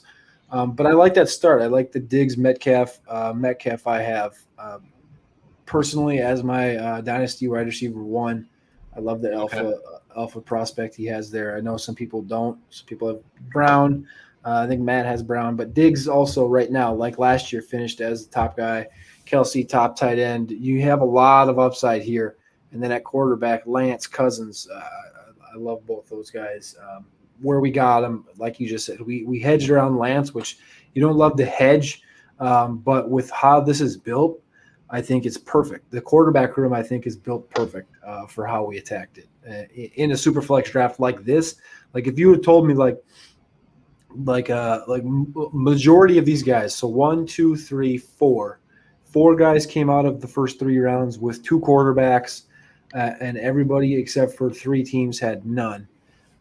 Like and you said, yeah, I'm comfortable at quarterback, like I've been like, yeah, but your team probably sucks. But like from looking at this, tight end is like locked. Tight end strong. Receiver is strong. Diggs, Metcalf, Ayuk, boy, that's strong. And then you have a lot of upside late. But the quarterback position, like you just talked about it, like Cousins is there. He's going to be there all year. Newton is going to start you off strong, I'm assuming, like he did last year. And then you have Wentz and Lance, who Wentz should be healthy within the first 3 weeks. And Lance should be starting at some point somewhere. And that could be your guy that if he doesn't start till week 8, so what? Week 8 comes, dude's going to ball. And I think that's a big advantage. Yep, I'm with you there. And another thing is too, Cody, are you a RotoViz subscriber? I'm just generally asking here. I think I was. I don't know if it renewed or not. I know I was. I don't know if it renewed or how that works, but I haven't been on it in the last month. But okay, not a problem. I was the only reason I was asking is because I did just really quickly plug into the RotoViz Roster Construction Explorer, which is a really awesome best ball tool. And since the format to this is very similar to FFPC Superflex, I took a look at it. The highest win rates that you see with the quarterback builds and Superflex tight end premium scoring at the FFPC, 8.8% win rate for 4 quarterback builds, 8.7% for 3 quarterback builds. Those are the 2 highest. Everything else is below average by a full percentage point or more. So I thought that we actually aligned that perfectly. It wasn't something I was really looking at now, but I was just curious and I plugged it in. Yeah. 4 quarterback build. We kind of did that very well, I think, by we didn't feel pressed to get any quarterbacks super early. We still came out with 4. We didn't get bullish on it by going 5 because of some concern. I thought that it was actually very nicely executed by the way we pulled that together. So I'll be curious to see how the Twitter responses are with that, because I thought we pulled that together nicely, and we were able to stick within an optimal range while realizing we're taking a little bit of risk, but also understanding that if it hits the way we're expecting it to, that it's going to work out. So I would want to say one more thing though, quick, is like we talked about this before the draft. Like we saw how the quarterbacks were going off in drafts before this, and then we came in here and we were like, if this happens, roll with the punches and just take advantage of it. And that's what happened. Like the quarterbacks were given, and they literally fell kind of perfectly how we needed it to fall, and it did. Yeah, and you made the comment too. I was going to also just say about hindsight being 20/20, Metcalf over Jefferson maybe not being the pick. It is still worth also keeping in mind that we did not expect Kirk Cousins to fall to us where he did. That was like a slam dunk, no brainer pick for us at that spot. I think he's gone earlier than that in almost every draft or what have you. So Kirk Cousins, I think, was a really solid pick here. Like you said, hindsight's always 20/20, but Kirk Cousins, I honestly thought that we were going to be looking at like a Trey Lance, Baker Mayfield, Carson Wentz build, and not Kirk Cousins, which I would take Cousins over Baker and Lance any day of the week. So getting Cousins where we did was nice. It does suck that we didn't get Jefferson, but dude, then we just got super bullish on Irv Jr., whether we meant to or not, and we got him. So I am fine with that, and I still do. I mean, I love Metcalf as well, so I'm good with that from any angle. But real quick here, I'm just going to kind of run it through here real quick. Round 11, Tony Pollard. Round 12, Terrace Marshall. We reached on him a little bit compared to some other people here, but the training camp buzz has been tremendous. I think Terrace Marshall's about to be force-fed more targets than we maybe anticipated when he first started the season with the Panthers. So I really like the Marshall pick. J.D. McKissick as our RB3. We went Cole Beasley in the 15th round, Philip Lindsay and Quadri Allison in round 17, around 16 and 17th. Then we went Denzel Mims, Christian Kirk in the 19th. We went Malcolm Brown in round 20. 21, N'Keal Harry. 22, Josh Kelly. 23, Quintus Cephas. 24, league winner, Jacob Harris. And 25, Quez Watkins. Real quick, I just want to kind of count this up. We have 3 tight ends. We have 4 quarterbacks. Looking at wide receivers, 1, 2, 3, 4, 5, 6, 7, 8, 9, 10, 11 wide receivers, which I mean, sometimes I end up with 11 wide receivers in an underdog draft. That's only 18 rounds. And then I think we went with 7 running backs. So I think we're looking at a 4, 7, 11, 3 build, if those numbers add up correctly, which I think is pretty balanced for a 25-round draft. I want to say one thing. I just looking at these late round receivers that we got here, Kirk and N'Keal Harry. Just looking at guys that went around them: Demarcus Robinson, Alan Lazard, Kadarius Toney, Amari Rogers, Josh Palmer, Cordero Patterson, Deontay Harris, Hunter Rent. Look at these guys that went around. N'Keal Harry, who could be the number one in New England, and Christian Kirk, who the 19th round for Christian Kirk. Like, you got to be shitting me. So I like how this fell, man. I really do. Yeah, I think it's shaped up really nice overall. So it'll be a fun one. I mean, we could sit here and talk about this all day, but the reality is it's almost 11 o'clock at night. We're working, man. We got jobs to do. We've been breaking down this team for a long time. I'm sure we'll talk about it a little bit more after we log off here. But is there anything else you want to add real quick on this team before we get you out of here? I will say we did hang on at running back a little too late, but I do like the floor that we built with Damian and Tony and Philip Lindsay. So thank you for bringing me through this experience of the 0 RB through 10 rounds. It was definitely an experience. Appreciate you having me on here, chilling out, hanging out for these, almost 3 hours. 3 hours. I love drafting, and drafting with someone else and get to talk shit and have some fun is always fun. So I appreciate you having me on, brother. Yeah, dude, no, thanks for coming on. This idea was kind of conceived. I had told Cody the other night that I was doing this draft, and he asked me if I was going to live stream it. I told him I was thinking about it. He said I should, and I was like, you know what? Why don't you just get the hell on here with me? Let's do this thing together. He was kind enough to say yes, so here we are. RotoViz and the Roto Underworld team colliding for a 25-round best ball draft team at the Draft Sharks Invitational. We will definitely be tracking this team throughout the season. Thank you, everyone who came on the night and joined me. I will actually be running back another episode of Roster Lock tomorrow night. I believe it is 8 o'clock with Rich Rebar, so I'm looking forward to having him on tomorrow to do a team. I think we'll just be doing an underdog fantasy team and talk some shop with him. So be sure to tune back in tomorrow for that. And other than that, thanks again to Cody. You can check him out at Roto Underworld. You can check him out on Roto Underworld YouTube channel for his show, Early Risers. Cody, when does that show air? That show is going to be next Tuesday again. It was just last night with Jacob Sanderson.